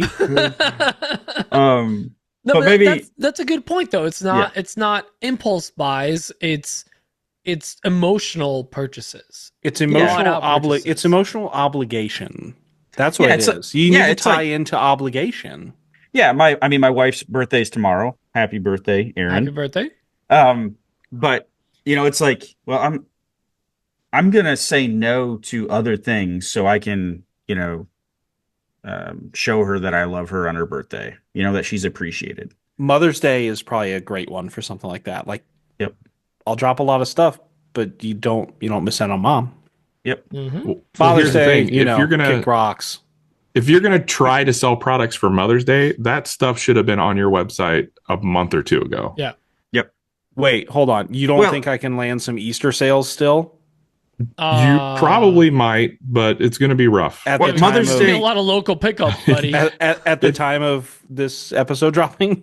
By the way, if you want to get for Mother's Day, May 11th, and Father's Day is June 15th, so get on that. So I think mails buy late, so you probably can put it on your website tomorrow and still be okay. Still nail it. You've got like 1, 2, 3. You got 3 weeks. You got days of time. I always like to think that people will always splurge on their kids, their pets. Pets are another good one. Yeah, and other close family members like husband, wife, stuff like that. But kids and pets, for sure, they're going to splurge on that no matter what, almost. Yep. So, what about like a graduation? Or yeah, big events like that. Weddings. Weddings are another one. Okay, all right. People don't graduate during recessions. They trudge onto the mines. The children, they yearn for the mines. So basically, it seems to be emotional purchases. You need, you need to tie that purchase to where emotionally they feel like they have to do it. God, that sounds like such an awful emotional damage. I mean, it sounds really bad, but I mean, if you want to sell, people that feel emotionally driven to make that purchase, like they have to. Can we pause for a sec? Sure. Emotional damage. I had it ready. Sorry, Pete. I think another. Cue me up. I got to use it. Another one, and this isn't necessarily like a specific product, but if you can hit a price point that makes it really obvious that they're better off value-wise buying your product than buying several of the disposable ones, or like if you can convince them like, I'm buying one of these, so I'm going to make it work because I won't have to buy another one, so I don't have to worry about it. That's a great point. Yeah, it's a great point. And I think too, any of these events, like you think about weddings, right? I guarantee you people are spending less on weddings during economic downturns than not. But they're still spending but they're still spending money on it. And so how can you confirm? Who's getting married that you know of? Are you getting married? I've been to a few weddings in my day. A few, Dan. Sorry, Andy. Yeah, so how do you get closer to not just weddings, right, but like necessities, like and how can you it's all about providing value. And I think like that's what I teach in my course, and that's what I teach on YouTube. Our business is nothing more than just trading value. And it's trading perceived value, which is the hard part because everybody perceives value differently. Tell me about it. Well, and according to the beginning of this answer, trading kids, maybe. Yeah, possibly. There's some value there. Like, hey, it's a recession, just gotta keep the family going. You gotta sorry, little Tiny Tim. $20 is $20. And buy you a carton of eggs. Yeah, get your eggs. Exactly. All right. Next, speaking of eggs, next question's from Dustin at Shop Humble. Hey, boys. I had a question for Andy. Andy, I've been following you for a while. Really appreciate the content you put out there and all the information you share with us. Would you be willing to share with us a little bit about your income? More so, could you give us like a percentage breakdown of your income from craft shows versus products versus like YouTube videos and your training content? More so just curious to see what that makeup looks like, more so than the actual numbers. Thanks. And a copy of your birth certificate and social security card, if that's okay. If you'd like, we're adding a new benefit to our VIP patron level. If you go to Discord and you're a VIP patron, you get access to Andy Bird's tax returns for the last 5 years. true. Off topic Go. question. What's your mother's maiden name? Did you have like a first pet? What were they like? What was What it? street did you grow up on? My first car was a yeah. It's a brown probe. Yeah. I told you that. Yeah. Well, all right. So what's your Yeah. ballpark percentage breakdown on like? Yeah, I don't If mind you're giving, comfortable Yeah, I giving don't this information. I don't mind giving that. So and I think zooming out even further, I get asked this question a lot. Andy, if making and selling things is so good, then why do you make YouTube videos? It's a valid question. Someone Stop it. Stop zooming out. What happened over there? I overshot it. Well, big zooming out, and then I did, and then I overshot it. Okay. It was a bit. It was a bit. I couldn't not do Stop it. Okay. But no, I think the short answer is like, I'll give a detailed answer, but big view, I started drinking heavily, and Nice. I started heavily into products, and I only did products from 2018 to 2020. That's when I got on YouTube, and products carried me all the way to like 2022. And if you just think about products started dwindling, my products talk about revenue, started dwindling, and then YouTube digital course revenue increased. To kind of give you a whole spectrum. But I'd say percentage right now is for 2024, I'd say 50% is my teaching products, so course and everything that comes with that. Sponsorships like YouTube, affiliate sales, all that stuff, I would say is another probably 30%. Some up to 80%. And yep, good. Math checks out. And then the other 20% is like physical sales. So that includes our lanterns here. It does include like things like bits. I was selling router bits. I'm not doing it anymore, but that was last year. Yeah, and kind of ancillary things. So that gives you an idea. YouTube last year paid me for 5 million views. I had 5 million views on YouTube last year. YouTube paid me like $27,000. Not bad. That's the check that YouTube wrote me. So I share that because everybody thinks YouTubers are rich and YouTube just shells out money. That's not true. No. Not true at all. You got to put in the work. Yeah, I mean, and you're putting into work, and that like, if that's still not your primary income, like that, I don't know how Mr. Beast does it. Well, he's getting a few more views than Andy, I think. You know what? I think you need to buy more Amazon return crates. You think so? And you what you need to do, you need to force just a few more people to like stand in a circle drawn in the middle of a field more often. Yeah. I tried that. I made like $30. Well, but Sir, it's still, just please take us back to our car. it's good to know that you're still like your business is so heavily product, because it feels like the stepping stone of like you do content about your products you're selling. You sell the products, then eventually you don't have to because you're a YouTube star, right? Yeah. But like, no, or you could just keep selling the products, you know? Yeah. So It's not physical products though, like right. Just digital products. That's a really teaching, good things point. like that. It's not all physical products. You're selling digital products and education.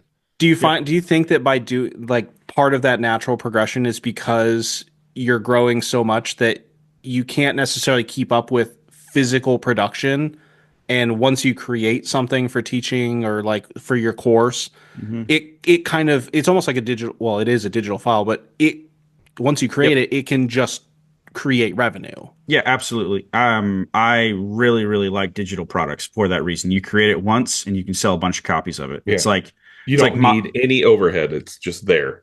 Yeah, I mean, there's some operational, like we do have operational expenses so our course, there's a lot of different ways to do it, right? There's some people that do use like Kajabi or these other course hosting websites. Kajabi. But we do. It's like our course is its own custom um, website. Basically, we use WordPress and You host it. WordPress. Yeah. Yeah, we host it. And so, yeah, but you're right. No, I will say that it does take, just like, anything else, it does take some effort. It's not just set it and forget it. But for me personally, I think this would be a good and this isn't for everybody, but I have a friend who's a very good woodworker, not on YouTube. He lives locally here. Him and I trade work back and forth. I've done CNC work for him. He is a custom woodworker. He only takes custom commissions. Fantastic work. Him and I started at the same time, and I saw his business and I was like, he's really good at that, right? But and again, going back into my business upbringing, my entrepreneur is like, he can only take on so much work. Like, he is maxed out at only how much work he can do. Now, he could bring someone in, he could train them, he could do all that. But at the end of the day, it's not him doing it, right? And it's really, really hard to grow a custom woodworking business from the custom aspect. If every project is a one of one, that is very, very, very difficult. Yeah. So that was when I got into CNC. So I saw him and I was like, and he's still doing it today. And I still tell him to raise his prices because he has a 6-month, like, he's booked out, and he still doesn't listen to me. But anyways, he's maxed out. Like, so what, he can make $150,000, $200,000 in furniture a year. Okay, that's great. Then you got costs and everything. But the thing is he has to keep doing that in order to make that money. Like, he has to go make $200,000 in furniture next year, and the following year, and the following year, and the following year, if he wants to keep that thing afloat. Where first it was the CNC, right? I can make a bunch of something of the same thing, maybe customize them, personalize them. And I'm not doing all of that. Right. But a CNC machine's kind of another employee in the shop.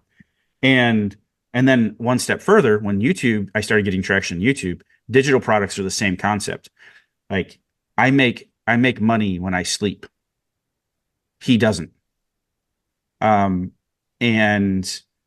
that is ultimately, just from a business standpoint, like, one, again, going back to those 3 intersections of what I like to do, what makes money, and what's the other one? I forgot. What other people? Yeah, what resonates with other people? And I found teaching to meet all 3 of those for me. So that's kind of where I've landed. Now, I still have we keep the lanterns. We actually own another company, it's with my wife. It's called the Nifty Bird. Whoa. Has his own website, theniftybird.com. And so it's kind of since we had Peter, you had this kind of the same thing. My wife was manning that one and she was working on it. But when we had our second child, it's kind of slowed down a little bit. Mm-hmm. But we were selling on Etsy and through that website. And we plan on turning it back on. It's like, it's its own business. But yeah. Right on. These look lasered. These aren't CNC'd. No, isn't that funny? It's a type of CNC. Calm down. Isn't that funny? My wife loves, so I designed that product 3 or 4 years ago, and she kind of fell in love with the laser. Loved the laser. So she cuts them all. She makes them all. Yeah. She's got great taste. Right on. Yeah. All right. Next question we got, and this is that one that's been in the chamber for like 3 episodes. We were definitely saving it was locked and loaded, but it was you. in the chamber. Yeah, okay. We were definitely waiting for you because we wanted to give him the full CNC answer experience. So here's one from Frankenstein Woodworks. I know all of you have Onefinity machines. I've been perusing the Facebook market for a CNC and am seeing a lot of the Shapeco, X-Carve, and some Shark Piranha, small CNCs for less than $1,000. Are these a good starting off points? I'd like to eventually do some cutting board inlays, signs, whiskey smokers. Are these going to be accurate enough to accomplish these tasks? If I were to purchase one, what should I look for? My thought is to use it to make products and money, and eventually step up to maybe the elite 4x4. I don't have any experience with this kind of digital fabrication. So far, I only use Lightburn for my 20-watt diode laser Frankenstein woodworks.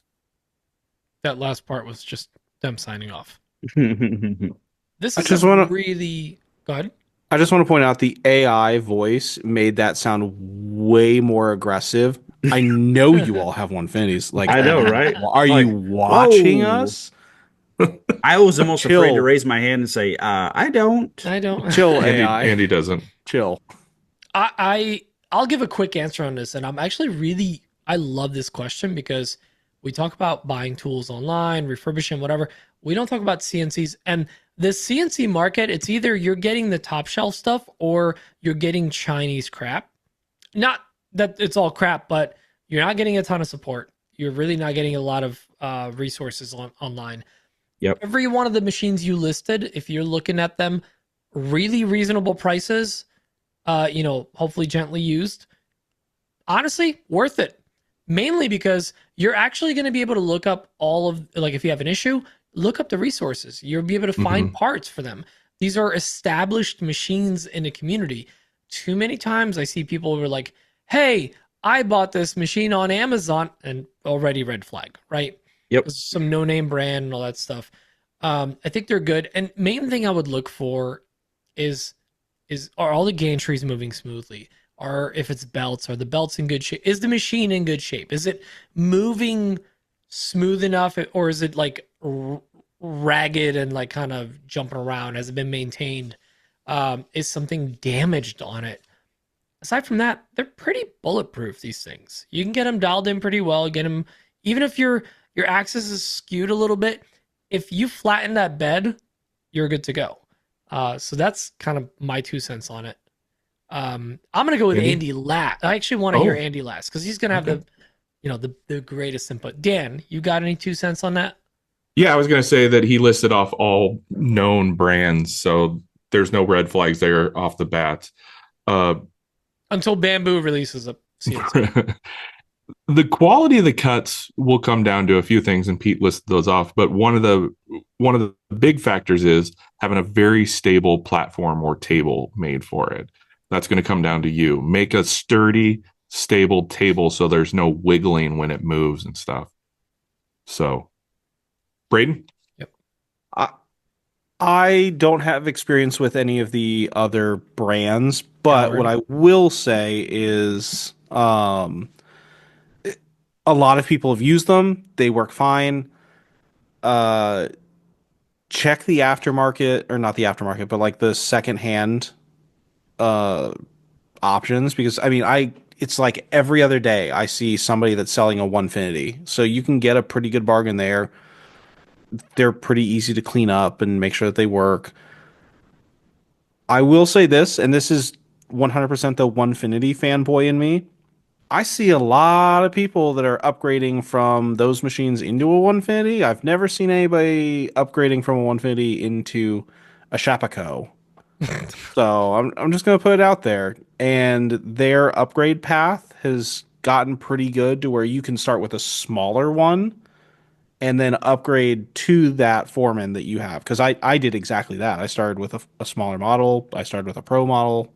And now I'm up to the Masso and the 4x4. And Stone has promised me with his eyes that it'll be a 4x8 before too long. He said the exact opposite of that. So I don't believe that's true. No, yeah, he said the exact opposite of that. He said that will never happen. But he's teased me like that before. So Such a tease. you can also start with a more budget entry in that platform, and you can grow within that platform as well. But that's the thing with a lot of those used cheaper models is like once you start making money with those things, you can, if you put your mind to it, you could make your money back and put the money that you make into upgrading to something else pretty easily. I mean, these machines are money makers. I mean, I'm proof. Andy's proof. Braden's a little proof. Pete's no proof. Little He's bug. an average size proof.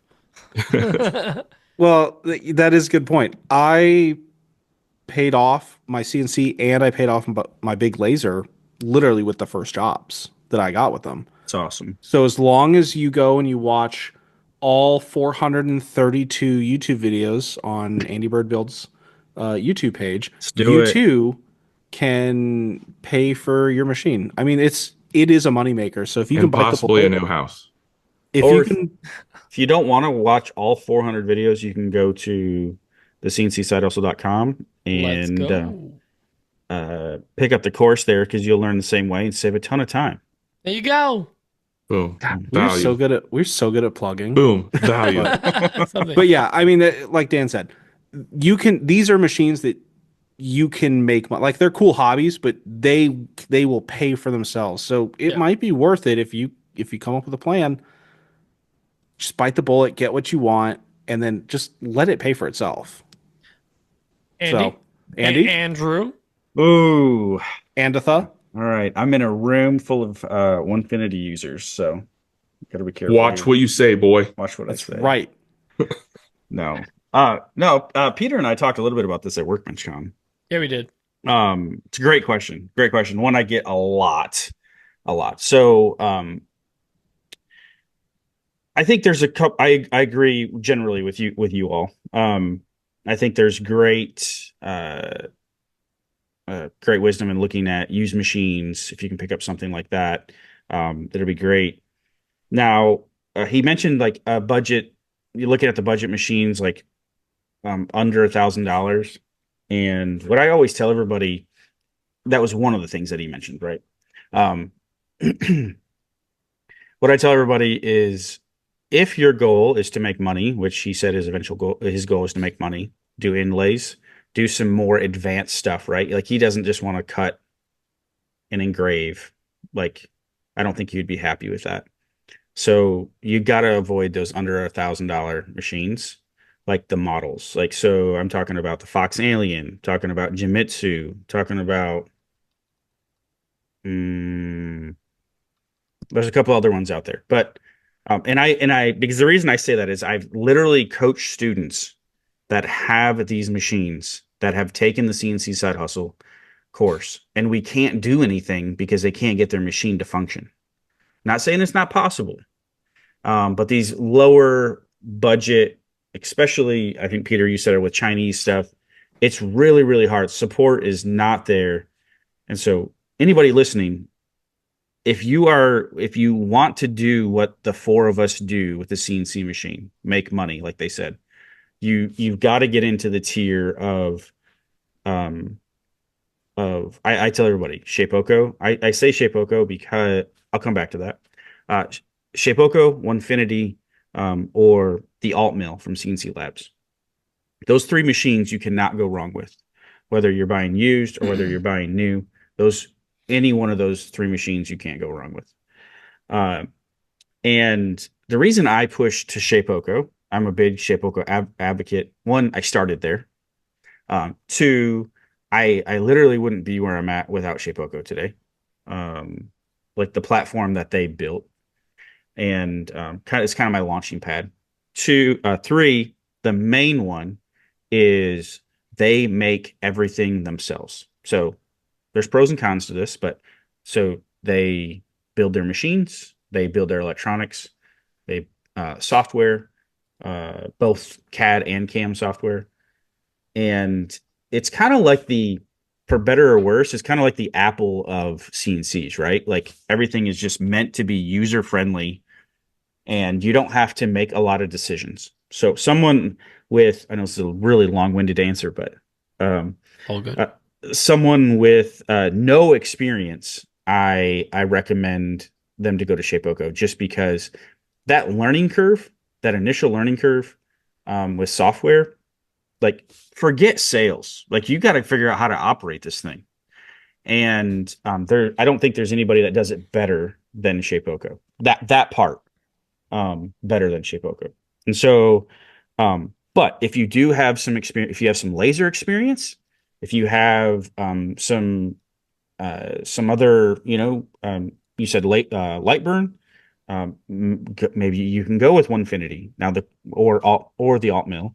The question is that everybody forgets is what software are you going to use, right? And so if you go out and buy a used Onefinity, I don't know, what can you get a decent Onefinity for these days in the used market? I just found a couple on Facebook that were in the 2, 3, and 4,000, and they were all different sizes. So, yeah. So a variation out there, and the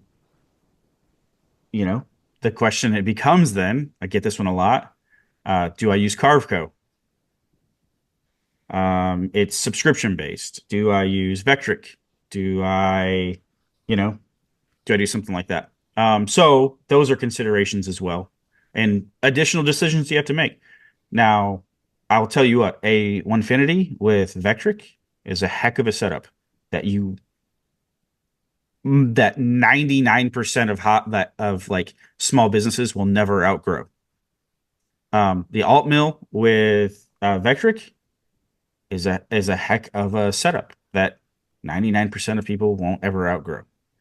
And then, Shapeoko with Carbide Create, you will outgrow that software before you'll outgrow the machine. But you can use Vectric with Shapeoko machines as well. So that is my long book-winded based on people that I interact with every day and the challenges I see, right, them have. There's so many people. Honestly, I almost feel like it's like my life. It's a weird life's mission, right? But there are thousands of CNCs that have dust caked on them in just sitting in garages that aren't being used because people get Dan's frustrated. has dust on it, but it's being used. I was working on that bit. Bad dust collection. so happy. But and no offense to these machine companies, they're trying to sell machines. It's their business. But at the end of it, like I'm truly invested and interested in people like having that success that we've all felt, right? Like to hold something that you've created and like, wow, I've made this. That's such a cool feeling. And then one step further, for someone else to say that and be like, I will give you money for that. Like that's what I do. Literally what I try to help people do. So going back to what you just said, I think a lot of people see dollar signs and they're like, I got to get one of those machines. And then they become completely overwhelmed with what it takes to make that machine run and get the things made that you want to use to make money. So that's where Andy comes in. He teaches, hopefully, those people how to make money with their machine and how to run them. Yep. Yeah. But you could totally, like, you don't even have to, people get overwhelmed. Like, I got to set up a website and I got to do this and I got to do that. Like, literally, you can pay off your machine by selling on Facebook. Or just going to craft fairs or just yard sales. Yeah. Like, and what I tell people too is like, you don't have to always do it. You can do it until your machine's paid off and then, and then have fun with it. Or you can keep doing it and making some extra money. So, that's hopefully where I come in and try to help, Yeah. For people just getting into it, and this is just the, teeing it up because I know the answer. Do you have, say, files on your site for somebody that maybe is just learning how to do it, but they want to get cutting? I actually do. Great question. What? I think we've got almost 100 projects on andybirdbuilds.com right now.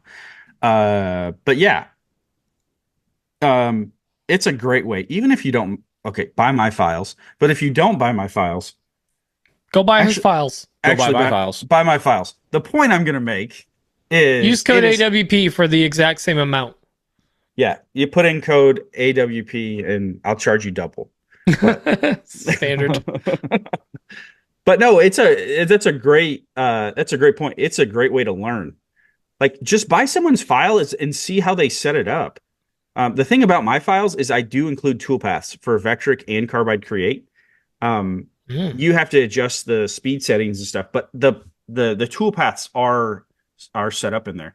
So you can reverse engineer. Okay, he set up a pocketing toolpath to do that. He set a profile toolpath up to do that. It's a great way to learn. AndyBirdBuilds.com. Get all your files. There you go.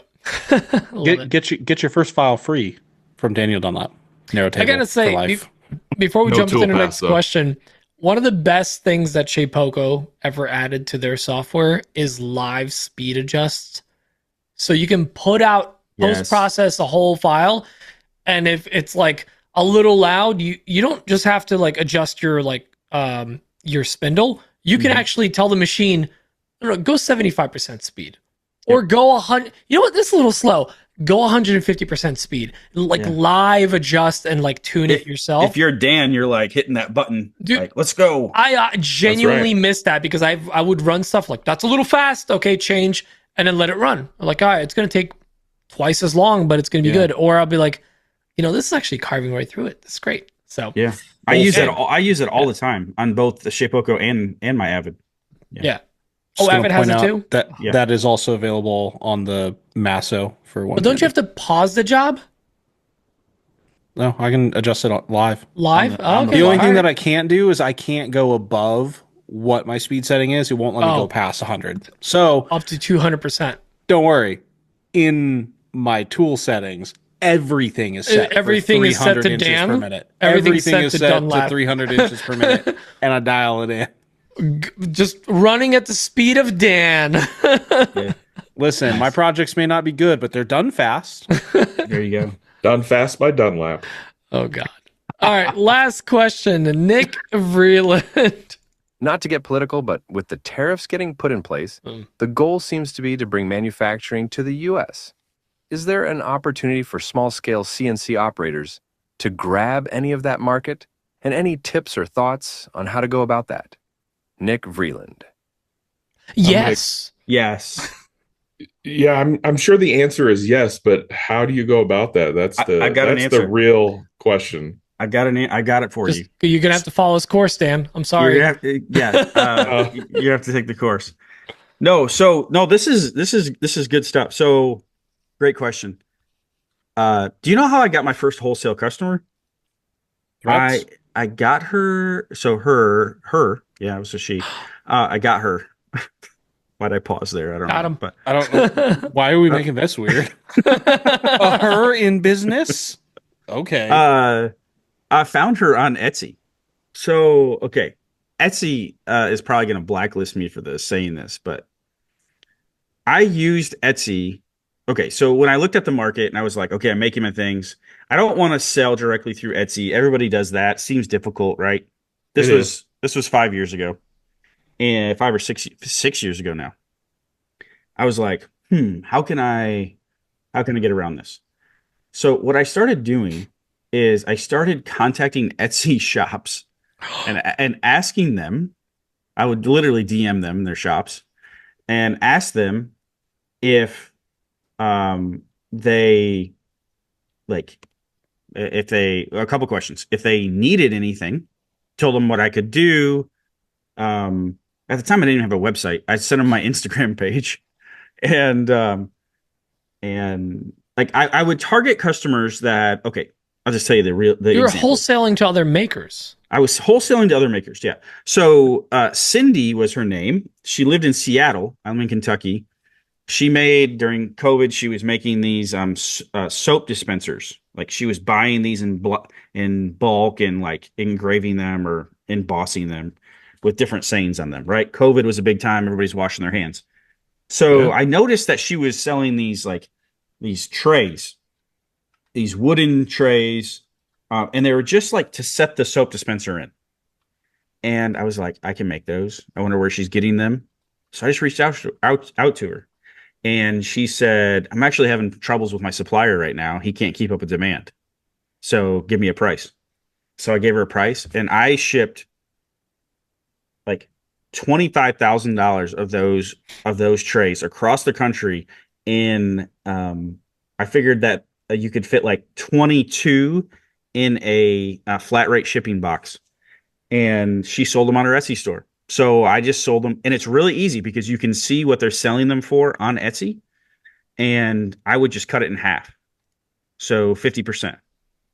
It doesn't work for every product, but that is how I found my first wholesale client. And I got 10 no's before I got a yes. I tried it a bunch of other times, and the key is working with smaller shop, not super small. You want to work with, I would say, 1,000 sales, maybe 500 sales, but you can see that they're selling. There's some volume there. And yeah, they have a need that you can meet.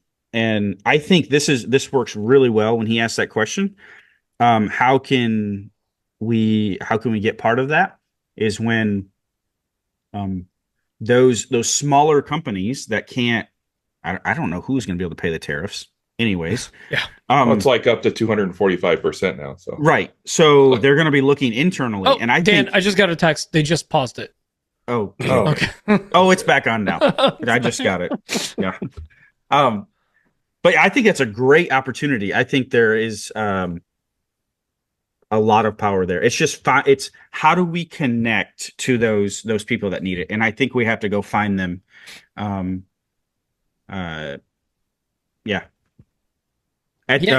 So go spam Etsy shops that are selling products. We need to become the second best China supplier. We need to become the Temu, the Amazon. That sounds easy enough.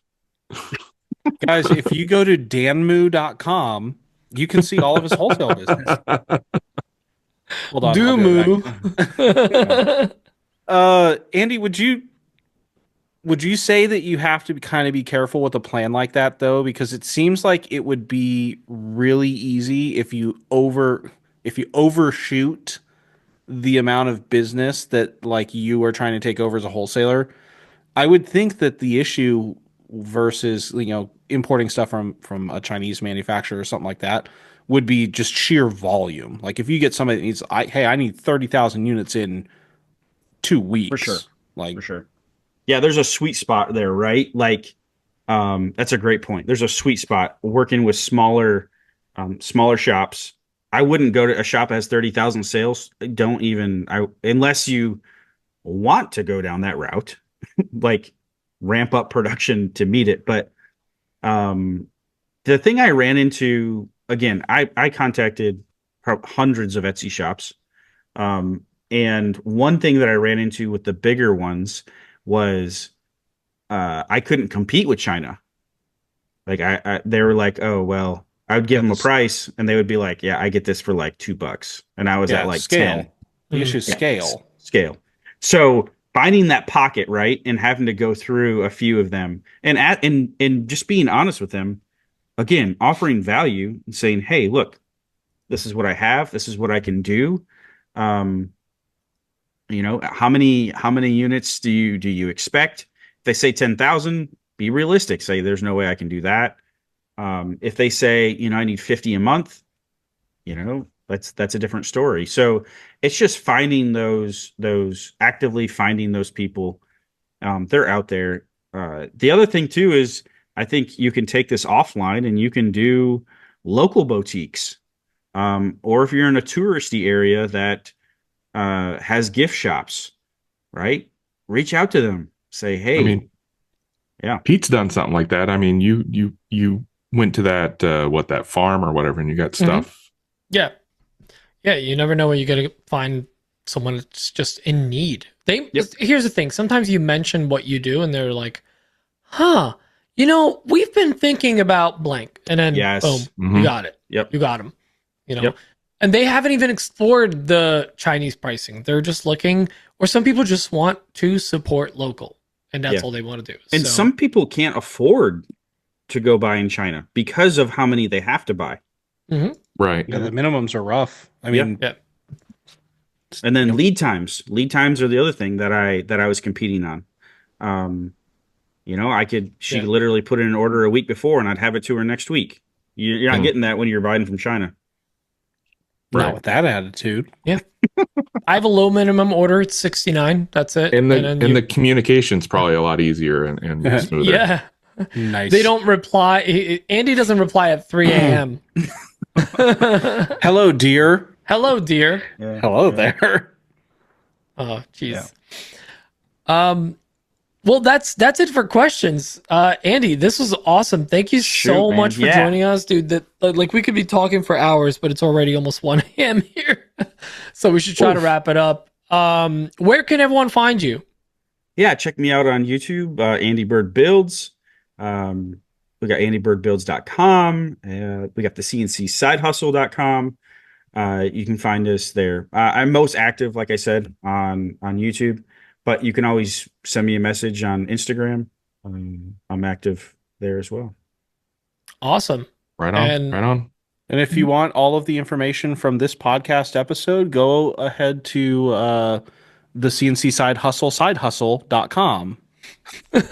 Oh no, he bought another domain. My side, I don't know if this is a joke or not. Oh, my no. side hustle is just rebranding other people's side hustle information. Well, Braden, since you're talking, what else can people do?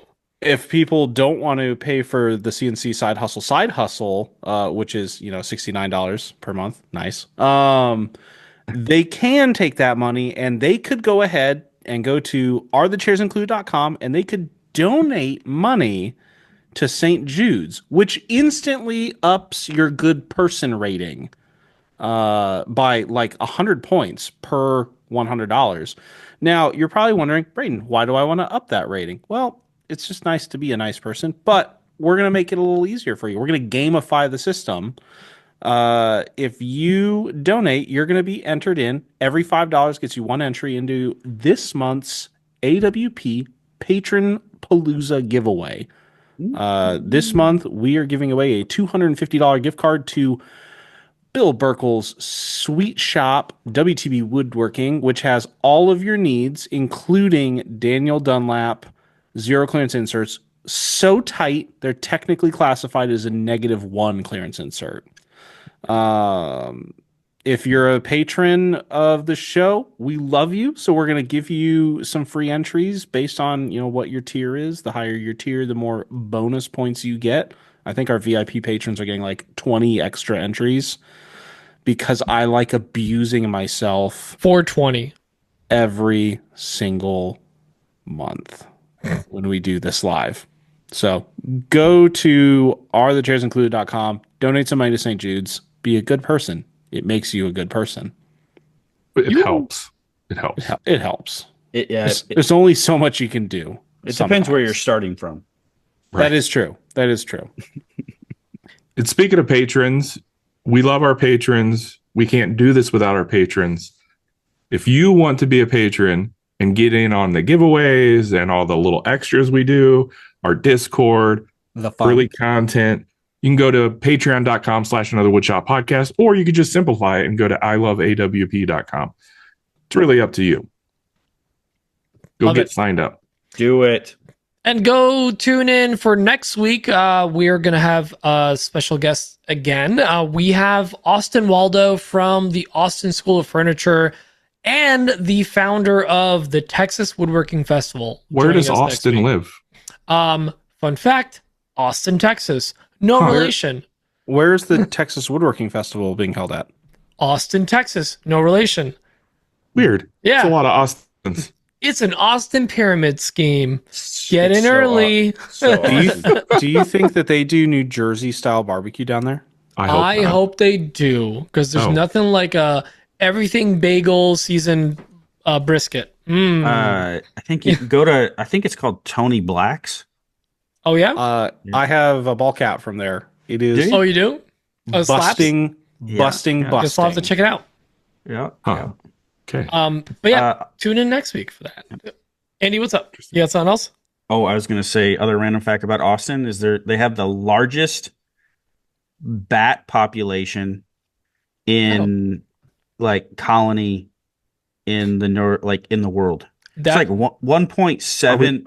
Okay, there's this bridge. There's this main bridge, and Austin will know what you're talking about. It's like 1.7 million bats. Are we talking the animal or the baseball? Just a bunch of baseball bats. I will not be coming out at night. That's Yeah. The barbecue place is Terry Black's, by the way. Terry Black's. Just dawned on me. It's Terry Black's. Terry Black's. What did I say? I think we said Austin Black's, but we said Austin like 87 times in 2 minutes. So who really knows? I'm going to be there for a week in July, so I am going to try to look it up. So, all right. Yeah. We can stop that from happening. You can get home. We just need to print off the directions on MapQuest. Nah.